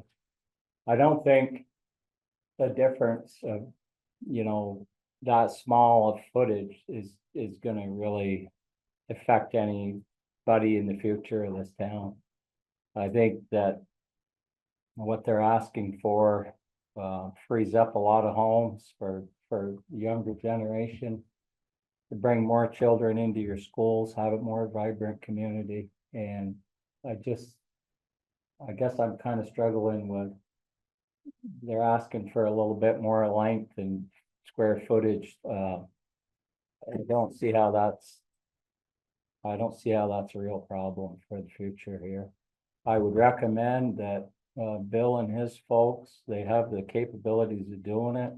They could go down there and stake that building out so you guys could see it. That's what I would do. Go down there and get a couple measuring tapes and take the thing out, and you could see the difference. Take out the 60 and then the 90, and you'll know what you're looking at. And I think that's part of the problem. The gentleman talking about the map, I think he's on it. He's got it right. It has been a long time. I think we bought that property almost 6 years ago now, and we built the Union Bank, a different piece of it, but it's kind of time to get rolling. And I hope that you guys can come up with a solution pretty quick. I think staking that out on that lot, approximately where it would go, would help you guys envision what that looks like. And the other, well, I don't know if we know that yet, but we can put We're it. just gonna go around what your original, Right. what your Phase plan one, is. work around Right. phase one. Yeah, fit so in. we could get it kind of close, but Yeah. I think the reasoning is to see how big it is. Not necessarily if it's, 30 feet that way or 60 feet this way, but just give you an idea, because it does sound rather large. I'm gonna give you that. And I could see where there's some hesitation, because you guys don't want to do something that there's going to be a lot of people that don't like what you're doing, right? I mean, that's the way it is. It's in your heart. It's who you are. But I think with a little bit of sight of where it could set and how big it is would help. And I also think the other thing, it is so expensive to build now. A lot of developers are stopping building because they're penciling out projects and they don't work financially. So the size will make a difference, as one of the gentlemen said about the elevators and all the things you need instead of one in two buildings doing it in one. So I hope you can move this pretty quickly. I know it's been a long process, I guess, and I hope that we can finish this sooner than later. And I think you're gonna be happy when it is over with, to be honest with you. And so will I be, and I'm sure the Wisdom House folks. But then again, I do really appreciate all your time. It's been a battle. It's been a long time. And you're doing good work. And I know some people are frustrated with the time frame, but you know, things take time. That's just the way it is. So thank you. Thank you. Anyone else in the room? Anyone else online before I close public comment? Okay, I'm gonna close public comment on this topic. And now I'm gonna turn back to the planning commission and ask if there's any discussion on whether or not we're ready to move forward. Yeah, I have something. Just, it's a process question again. And I appreciate, yes, thank you. Terrible things. Offered up that there were some ways in which sort of, I'm gonna call them remedies, it's not the right word.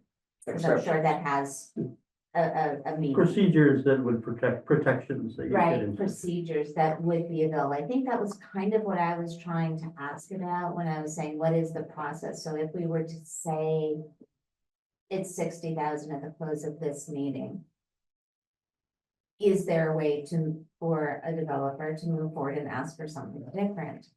So I heard some possible procedures if we were to put in the zoning that opened the door to those, right? And so is there a way for us to open the door in the zoning to say, right now, I'm very proud of myself because I have highlighted it before I even came to the meeting. It is 5.8.2 and 5.8.3, if I got it right. Which is the place where it says no building except for those agricultural related uses, civic and elementary and secondary school should be erected with a gross floor area greater than 60,000 square feet. Right? If we amended that to say without, sort of can't be greater than those without further, without consultation, without whatever it is that we build in the pathway to, what are we calling it? Not a remedy, An accommodation. no, he used the word a procedure. procedure that could be followed should it come to fruition. Because frankly, right now, we're in a chicken and egg thing, right? You can't get financing, so it's a dream. It's right now, frankly, it's a dream. There's no financing, there's no land, there's no nothing, no offense, and I love the dream, but it's a dream, right? And I don't want to preclude the dream, but I also don't want to leave open the possibility that in the meantime, somebody else is going to come in with something else in a different part, like into create a regulation based on one thing that's a dream when there could be others. But I do want to leave open the door that there's a pathway. And that also gives us time during that pathway time to do our due diligence, which is the drive around or the comparison or whatever, but it gives us that time because we know we've created a pathway where we are going to be getting more information for the DRB for their consideration of whatever that pathway is. Are we allowed to do that? And does anybody else think that's a good idea? Please poke at it. Well, I guess my question is, there's clearly a lot of support and emotion behind Wisdom House's project. What happens when another project comes in without, that nobody feels as strongly about, but it's also wants to be 90,000 square feet. That's, And yeah. it's something that nobody wants. I don't know how you allow one and not the other. I think that's what I'm suggesting that we build in enough faith in the DRB and give further guidance on what they would be looking for that may or may not, that doesn't stop the conversation right from the beginning, but gives another layer. We've tried to reduce hoops primarily, right, through what we've done. And what I'm saying in this particular case, we would, instead of saying absolutely no, we would create some more hoops. I don't know, Chris, how that prevents something that doesn't have the same appeal, except that I think what this one has is it weaves in with very clearly with the other goals of the town plan, right? So this other thing would have to meet the same standard of fitting in with the clear goals and outlines of what the community has said they want, that we have then codified or put into our time plan. And I think that is why, I don't want to presume, I think that is why it will require, I'm not sure that I would need a consultant, but I think that in order to balance the real fear of a Taft Corners or a Williston, or all of the things that we constantly hear that we don't want Jericho to be, that the public doesn't want Jericho to be able to balance protecting Jericho from that it doesn't want to be, while finding a way to enable a project like a Wisdom House that we do want Jericho to be, that is the kind of community that we are and want to continue to be and want to grow into. That is going to take more time than getting on a bus for a weekend and looking at big buildings. It's going to require some kind of conditional review process, some kind of working through a set of standards to do what you're suggesting, Heidi, which is provide the DRB a pathway and a rubric that they can look at projects that don't fit the specs as they are, but are really in alignment with the goals of the town plan, as the community has told us, and as we have sat here and said that we want. That we can make sure that those two things can be aligned, and that we've created a path for the DRB to be able to hear those, judge them accordingly. And that is not something that we can do, unfortunately, with a quick, it's not just moving it up to 90,000. And so I do think, although, again, like I don't know all of what you had in mind, Chris, in saying, like, you know, you should come up with you should do some work around, it needs some study, it needs more conversation, needs more consultation. But I think that that's because this is the kind of thing that we're wrestling with. And so I hear, and I am very invested in the vision of Wisdom House for my own personal reasons. And I just don't think that this is gonna be resolved by changing it to 90,000 and then rubber stamping this and moving on. I think that it's gonna require more. We inherited the 60,000 square foot. It's not a size that we chose. It's been our rights forever. And so taking the 60,000 out completely beyond the scope of this project, so it's not something that we touch, right? And so now we're coming up against it because of Wisdom House and because we're trying to figure out, you know, the form-based code. And so, you know, again, 60,000 arbitrary number, I agree. Why? It's what we have. In order to change it, to do it responsibly, to balance the fear that many in this community have about large scale building with this project's ability to meet our town goals and our priorities is going to require a little more finessing. And what you brought up earlier, Heidi, which I agree with, is we're all used to kicking a can down the road. And I can see Chuck rolling his eyes back there. This is going to be another 5.5 years. And so what can we do in order to say, yeah, so that's on the calendar. And there has to be an ability to do this kind of work, to address these kinds of concerns while also doing the big projects. And that's something that we as a planning commission have talked a lot about and need to figure out. So yes, I think, and I think that what you're talking about is very much in line with Chris's recommendation.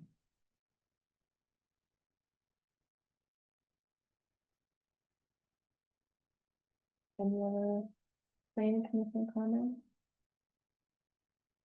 I mean, I think that was well said, SJ. I do think I have given a lot of thought to this, and I think that, you know, I went over a few weeks ago to the new neighborhood behind Market Street in South Burlington.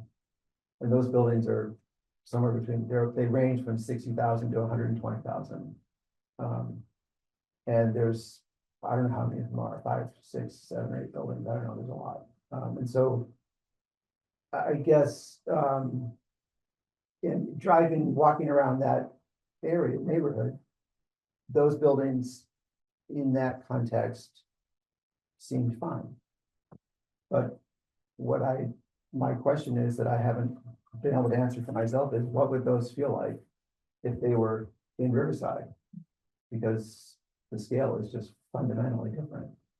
And I think that, you know, if we say that 90,000 square feet is fine and we get 4 of those buildings, are people really going to be happy with that? So I think it's not a simple question. As much as I'm also want to support Wisdom House. So I think it's not as simple in response to Chuck as driving around and looking at big buildings, because you can see plenty of big buildings. The question is, what are those big buildings going to feel like in Riverside? Backing up to Union Bank or a single family house. I mean, it's a different context. I also think, and I thank you for both of how you framed some of the issues, but I also, one of the things that I've been mulling over, I too want to support a Wisdom House project, but to change it for the entire town at this stage in the conversation, when we have been talking a lot for a month, feels like we're not giving the rest of Jericho a chance to express how they might feel about such an percentage increase in the footprint of a building. And it just, it feels to me that would need a lot more outreach in our part to let folks know that that was part of these changes, because really we've been talking about changes. How we have framed this project to the public has been about our village centers, not something that's going to impact the entire town. And that I feel uncomfortable doing that without sufficient public outreach based on all the public comments that we got during when we were writing the town plan about how strongly people felt about that. I'm not necessarily against a 90,000 square building, but I think given what we know about our community, that we need to do more outreach to them. Can I ask a clarifying question? Mhm. Because I should know this is person, but I'm just gonna ask it. Yeah. Publicly. Here in front of everybody. It's because it's in the section 5. We're talking about town, right? Because it's in section 5, it's a townwide change. I'm just grounding it for myself as opposed to it being section 13, which is specific to Riverside. Okay, because that therein lies another possible thing for us to consider, if not at this moment, soon. Right? Is there a way to not put it in section 5, but have section 5 say this rule, that this particular part of the rule, the size issue does not pertain to section 13, which is about Riverside, right? Like we could so I'm just trying to find creative ways for us to be able to hold the two sides, right? And so one creative way is to say, we leave it in section 5, but there's a pathway to go to the development review board. And we are committed to getting them more detail on what that pathway is, but it's gives time, like from now for whatever, to start in earnest, getting a site, getting investors, blah, blah, blah. That's option 1. Option 2 is to say, we're not going to change section 5, but we are going to do something in section 5. That would be the other creative solution for this part of how it impacts the rest of the town. It does not hit Chris Brown's question of what it will look like in Riverside, but that's how we don't need to do the big public outreach, because we're sort of special focusing in one particular area, which feels more comfortable to me at this particular moment. And I also want to recognize, we started tonight with a fabulous, like, oh my God, we are almost at the finish line. And we really I don't want us to not be able to do all the great things that we've done and move those forward, because we're hung up on this one thing. So I want to just loop back in sort of all the layers of conversation we've had. That's our responsibility, I feel, to if we are not clear about what we want, I don't want to hold up the rest of everything because of this kind of issue. Can you help us sort of? Or you heard all these comments, and how do we tie those all together so that we can decide if we're ready to move forward or if this is a real obstacle? So, and point of clarification, the only existing, I'm gonna keep using the word procedure, that exists right now is the 20%. Increase that the zoning administrator. That the DRB, right, However, the variance, I don't remember what the variance procedures were, but then Chris, you had said at the last meeting that our DRB doesn't do variances. Is that historically they don't do variances, or that's like a thing, like we don't, we actually don't?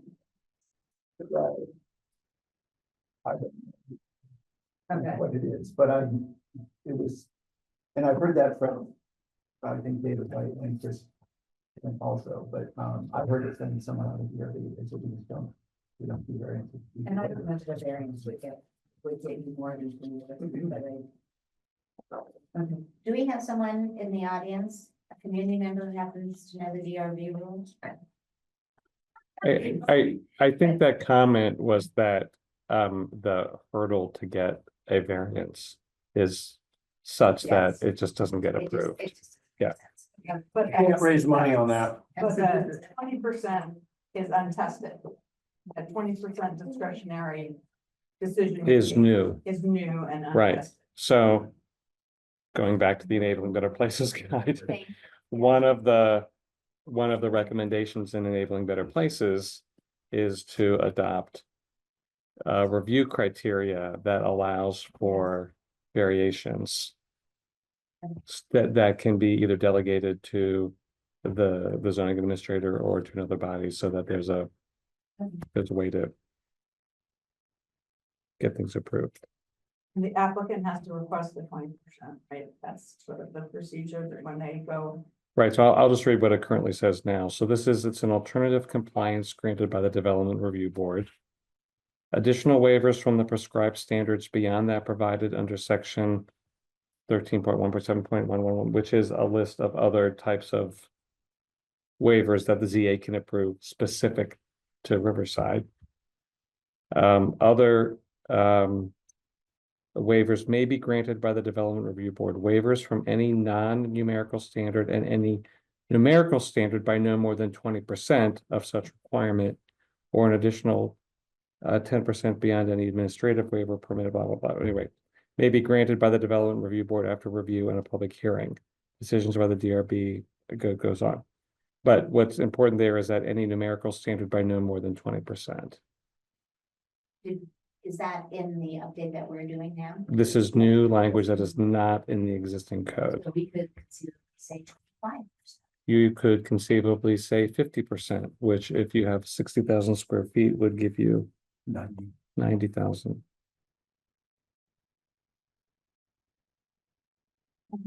This is very helpful. Can we have a moment just to think? I need a moment to think before talking and listening. No, not yet, sorry, thank you.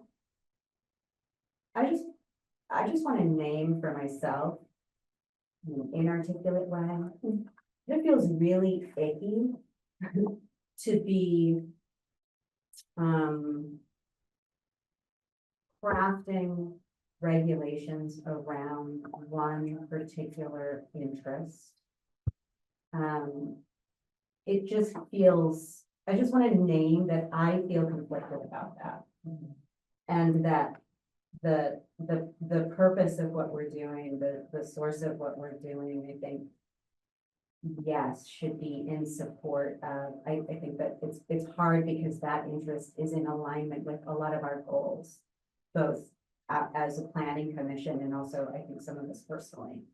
But I feel really conflicted and I use the word again, about doing that.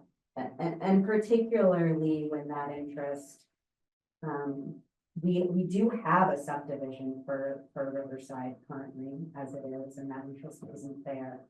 It does feel like an idea. But really, ultimately, I think that there's I just feel conflicted about that. And that doesn't necessarily mean one thing to the other. I just want to name that. Thank you, I feel similarly. I want to add, writing regulations and going through this process is complicated and it's time consuming, and it's not like the suggestion of just driving out, looking at some buildings and coming up with some words to throw in the regs and say we're done. It is complicated. I think Susan commented, like, what do these other towns have? You know, what do they say? What are their building sizes? I think Elizabeth made some similar comments. It's not like I haven't thought of looking at that. It's not like other planning commission members haven't thought of doing that. That just takes time. And then once you do it, you need to summarize it, you need to share it, you need to explain it, you need to talk about it and figure out how does that apply here? How doesn't it apply here? What were the results? Were they results that we want? That's a lot to discuss. That's just not something that just happens. That's a couple planning commission meetings, and I'm not trying to make it more complicated than it is. That's just what it is. We have 7 members on the planning commission, all with different ideas, legitimate ideas and legitimate concerns that you need to work through to get to the right thing. And that's how it works. That's how you get to something that works. And our task is really to think of what is best for the town as a whole. And we should not be, by statute, we should not be considering specific projects, but we are, because we appreciate the project. But again, I go back to, what if there were 4 90,000 square foot buildings in Riverside? How would people feel about that? And maybe the consensus is that would be fine, but I'm not prepared to say that that would be fine for all of Jericho. I mean, I'm not prepared to sort of make that decision and speak for the town as a whole, because I don't know if the town as a whole would agree with that. I think I will say that I have, knowing that that's part that you just read, for the DRB to be able to consider something different that is only in Riverside compared to the whole town gives me some relief. Right, some of the agitation that I have, because it is limiting in no particular place. as opposed to the whole town. That for me is one place that feels really comfortable. I love you, Chris. I don't share this same worry. Like if it turns out that there are 4 massive buildings and they are aligned with our goals of mixed use, pedestrian friendly and more housing, I'm all for. Well, maybe it would be fine and maybe everybody would agree. Right, yeah, no, so I'm just saying that if there's, the DRB is making the decision in light of the goals of the town plan. I'm okay with that. Can I just get a point of clarification? Because the procedure that we were talking about with the DRB, that's not restricted to Riverside, right? That's It is. section 10. It is. Yeah, that's It's section 10. in section 13. Oh, that's section Yeah. 13, not 10. Section only- 13 has a specific section Thank you. of waivers specific to section 13. And there's some that the ZA can Okay. do, and there's some that are delegated to the DRB. Yeah. Yeah, so that's what I was trying to Yeah, get yeah, clear yeah. to, and Okay. is that it is, that's why I'm feeling more comfortable with Yeah. it, because it is specific just to section 13.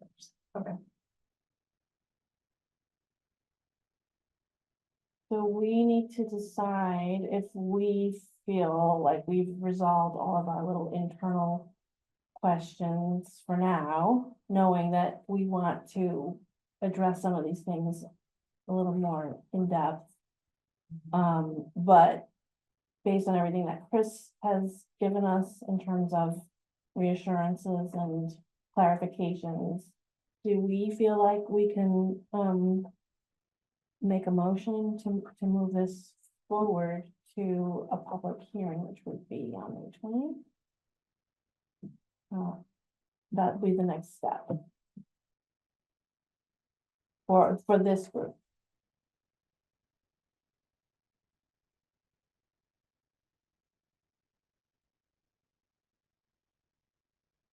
So I'll read you the motion that, I'm not making this motion for the record, I'm just reading it. So that you know what we're saying, right? So it's, approve the town planner report that was sent out to PC members last week. To warn for a public hearing on the bylaw modernization grant zoning amendments on May 20th, 2020. So are we ready to do that based on everything we just sort of mulled over? And the ick factor. Well, I think that what we're saying with the ick factor is if we, and let me just make sure this is true. Because you went back to the like thinking ahead about what we're approving. What we would be saying is in what's moving out to public comment would be the recommendation that we keep the 60,000 with an openness to, we're gonna revisit it, and having the 60,000 with chapter or section 13, having the 25% variance that the It's 20 right now. Sorry, thank you, 20, that the DRB has the ability within Riverside to go 20% different from what that is allowed in the rest of the world, meaning the rest of Jericho. What? It's 20%. That's allowed. Yeah. Yeah, 50%. Section 13. Thank you. But Well, that's my, and this was what that 20% waiver just says from any numerical standard. It doesn't say any numerical standard in section 13. Oh, I thought you were reading it within section 13. It is in section 13. But it's not written with specificity. Right, it says additional waivers from the prescribed standards beyond that are provided in a previous section that deal with what the zoning administrator can review, So it could conceivably go back to the rest of the, the entire code. Because it just says thank you. that they can provide 20% of any requirement. It's only applicable with section 13. It doesn't say that. It doesn't state It that. doesn't currently Just say add that it only applies to base code, which is what it's supposed to apply. All of those waivers, all of the waivers, all of the zoning administrator, things that he can approve on its own, as long as they fit those criteria, all of those waivers, that's not just section 13. Sorry. Section 13 has a section of, that describes waivers that is in section 13.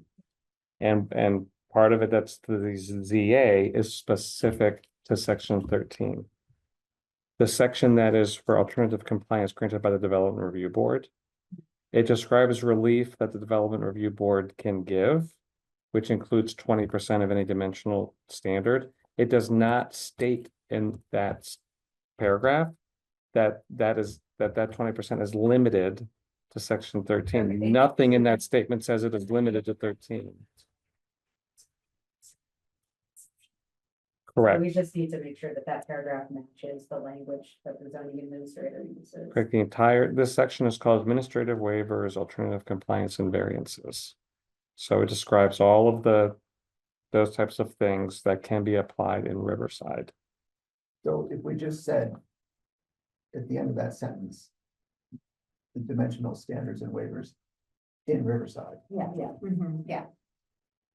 could just do that, right? that's fine. So You could, but that to me is, I think the way it's worded is if we wanted to apply the 60,000 square feet, that this is written so that it would. Are you, Yes, but I think the distinction is where Well- where the building is happening, right? the two, there's two mentions of 60,000 square feet. There's the mention in 5 that refers to the entire town. Mhm. And then there's the mention in section 13 that refers to a specific principal building type. And so my read was that it was specific to that principal building type. But you're saying that, well, are you saying? well, actually, now that you, What are you saying? well, now that you say that even makes it even more favorable for what I think where we're going.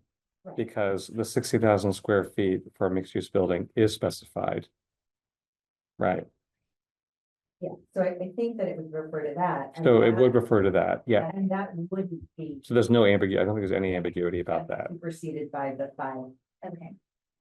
So But we still don't have a criteria to guide DRB in that decision-making process. Does that have to be in the zoning or is it? Other than what is included, that's already included in the guidelines. what we're saying right now is we're trusting them to allow something, a 20% increase. Yep.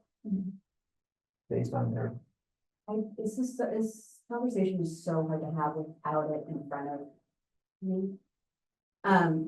Does that section start with, consistent with the goal, the stated goals of XYZ? Like that, we have that baked language. Is that a condition that's clear in this waiver section? Let me go back and find where that is. You want them to. Yeah. Stated goals. The stated goals. Because on the other side of this, I don't want a DRB approving or not approving something because they don't like the style. Right. Or, the whatever. And so I want to make sure that it is clear. Yeah, so if you remember the specific requirements that came up at the last meeting and the question was, Yeah, better. The word yes, better. that list of 5 criteria immediately follow this section. Okay, so they have. Yeah, but if you, yeah, it's relief is necessary to accommodate unique site and or building circumstance or opportunity. So make So apply for that, the relief. There's 2 paths. One is we might have the framework already existing with what's written. And if we wanted to, in order to, for a specific interest group to get the specific vision that they want. If we wanted to bump that number from 20% to 50%, then that option is before us and there's maybe a pathway there. Is that something that we want to consider? Is it that simple and straightforward? And do we as a group, and only us who've been having this conversation, feel like that's something we can talk about? That's gonna change timeline. That seems substantive. Right, and then my question would be like, okay, well, this applies to all of the dimensional standards. It's not just a Exactly. increase for So, the 60,000 square foot, so what are the implications of so that's not a providing that? change that we can make tonight. But it is an avenue of change maybe we could explore in the bylaw modernization. Or that avenue of change seems pretty big. And maybe we can do it better and come up with some conditional review procedure or whatever for large buildings or some of the things that Michael has suggested. And that is gonna have to happen outside of the bylaw modernization that's before us. And we are gonna have to come up with an accountability metric so that we can sit here and confidently say, yep, we're not gonna let that go in the parking lot. We're not gonna wait until 1 year from now to pick that project up. So we either delay, for me, I think the question comes down to, we delay this warning and try to work it out with what we've got. And hope that in one meeting, maybe there's an avenue here that 50% isn't gonna open a big can of worms in the way that and we can make this happen for a specific interest group. I'm biasing the argument side, but it's feeling like it needs to be clear. And then, or we say, yes, we're comfortable with the changes that we've made. They're within the scope of the bylaw modernization project grant, and we're ready to warn. And we're gonna make a commitment and a timeline that we can be accountable for to chase this other avenue of conditional review for large buildings. There was a lot of discussion that went into that 20% number that I feel uncomfortable just arbitrarily just saying, what about 50%? Without really thinking about it. That it would take more than one meeting. Yeah. You know, it's different if 25%, like, okay, maybe, but 50 to going by that magnitude feels like that needs more thought, because that 20% was arrived by consensus and discussion. I can imagine a scenario where we have guidelines for the DRB for a specific, not a specific, but for large building projects. I can imagine that. It's hard for me to imagine how we craft a policy to allow a single big project without, to the exclusion of any other big projects. I can't imagine how that works. Maybe it does, but I just can't see it. I mean, well, and I'm having dreams of like looking at the density bonus language and being like, okay, so if it's some percent this and some percent this, then you can accommodate the space. And I mean, like I don't know. I feel like there's some opportunity to make sure that it's not arbitrary and that it's driven by our goals and priorities. Is there such a But I thing don't know. as having a placeholder? Which may hit our accountability thing, right? Is there a way, I'm such a compromiser. I'm trying to find the pathway forward. Is there, in addition to what you said, there's this or that, but is there also a way for us at this moment to say, the one thing that is holding us up right now is large building? What is a large building and how we want to resolve that? So we put, for the purposes of this modernization grant and this particular upgrade, is that there is under advisement by a certain date or something that puts us accountable to the community, saying that we will have further guidance is being developed around large buildings. This is what it stands at right now. Just like a little statement, it's a placeholder, it's an accountability mechanism, it's a way for us to move forward. Is that wishy-washy? Do you put that in a document like this?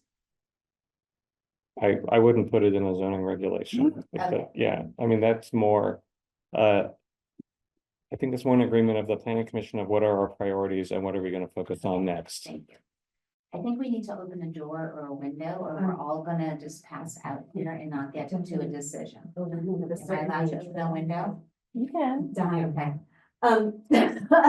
Again, I don't wanna make, I don't wanna, again, make it more complicated, but usually when there's a provision that where you're making an increase like in like a significant increase in square footage from 60 to 90,000, there's usually a discussion of, well, what are the benefits that the town, what are the public benefits that would go along with some of it? So if you have a planned unit development, you'd say, okay, well, the basic zoning allows you 60,000, but through a PUD, you can get up to X. And to get it through a PUD, there's a number of public benefits you need to get. So now our regulations do have requirements for a PUD, but like one of the comments that we got through our process is that our PUD requirements are pretty weak. And so again, not to make it more complicated, but like if we think about going to a larger building, then what are the public benefits we would want to go along with that? What's appropriate? Some aren't cost effective. Like if you say we want X number of affordable housing units, that can also kill a project. So again, I'm not trying to make it more complicated, but there are other factors to consider if you're thinking about changing a building size to 60 to 90,000 square feet, not thinking of one specific project, but thinking of it as a policy decision for Jericho. So am I talking too much or is it? No. So where I'm at is, that it sounds like the First Avenue, one more meeting and we can figure this out. You can boost it to 50% and feel good about it and figure that out. Probably isn't feasible or realistic. This is not a question that would be resolved within So- 1 week or 2 weeks. Teeing up hiding spot. So that kind of leads me to Avenue B. Option 2, I can't remember what I called it.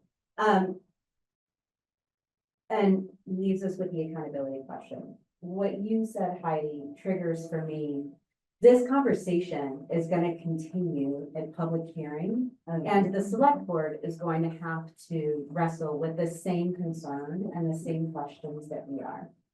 And so in a cover letter to the select board, perhaps it would be appropriate for us as a planning commission to say, we really wrestled with this.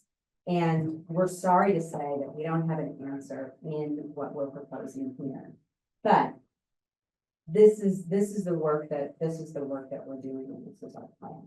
So that there's a public acknowledgement, so that the select board is aware of and prepared for, and we're saying by this date, we're gonna have something. And so when it goes to the select board, we can say, you know, we've thought about the scope, we've thought about whatever, and there's some method of, it's not a regulation.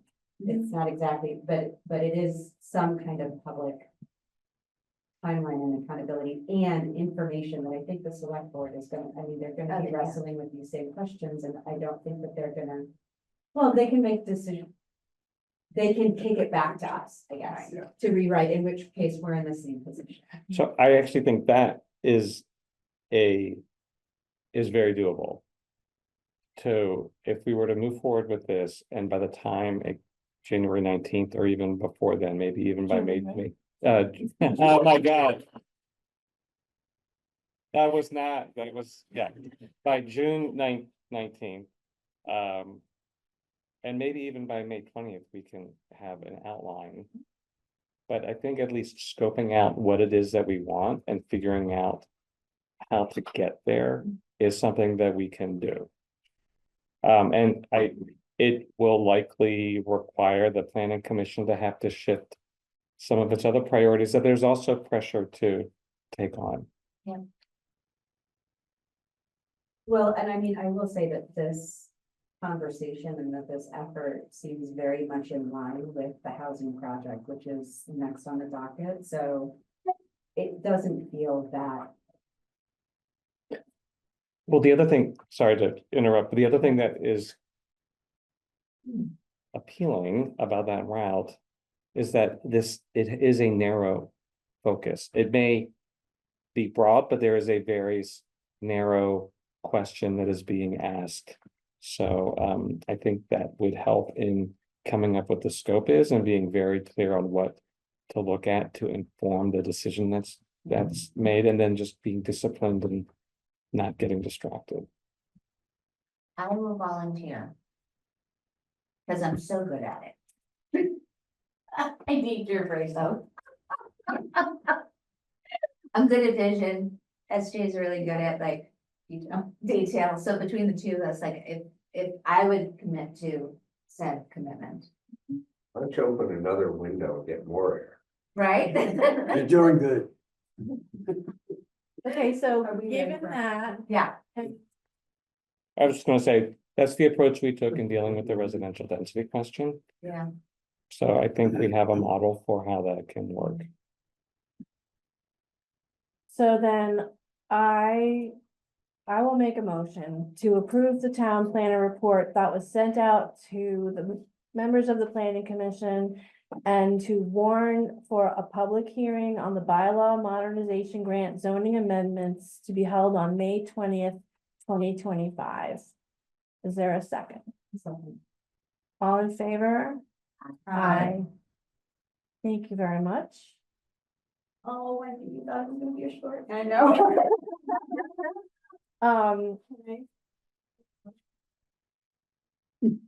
Yeah, Hmm. well, yes, but do we have to say anything about the next meeting right now?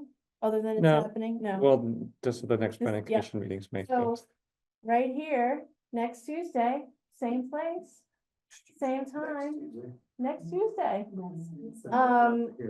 And so then SJ, let's have it. I motion to adjourn. I second that. All in favor? Aye. Thank you so much, everyone.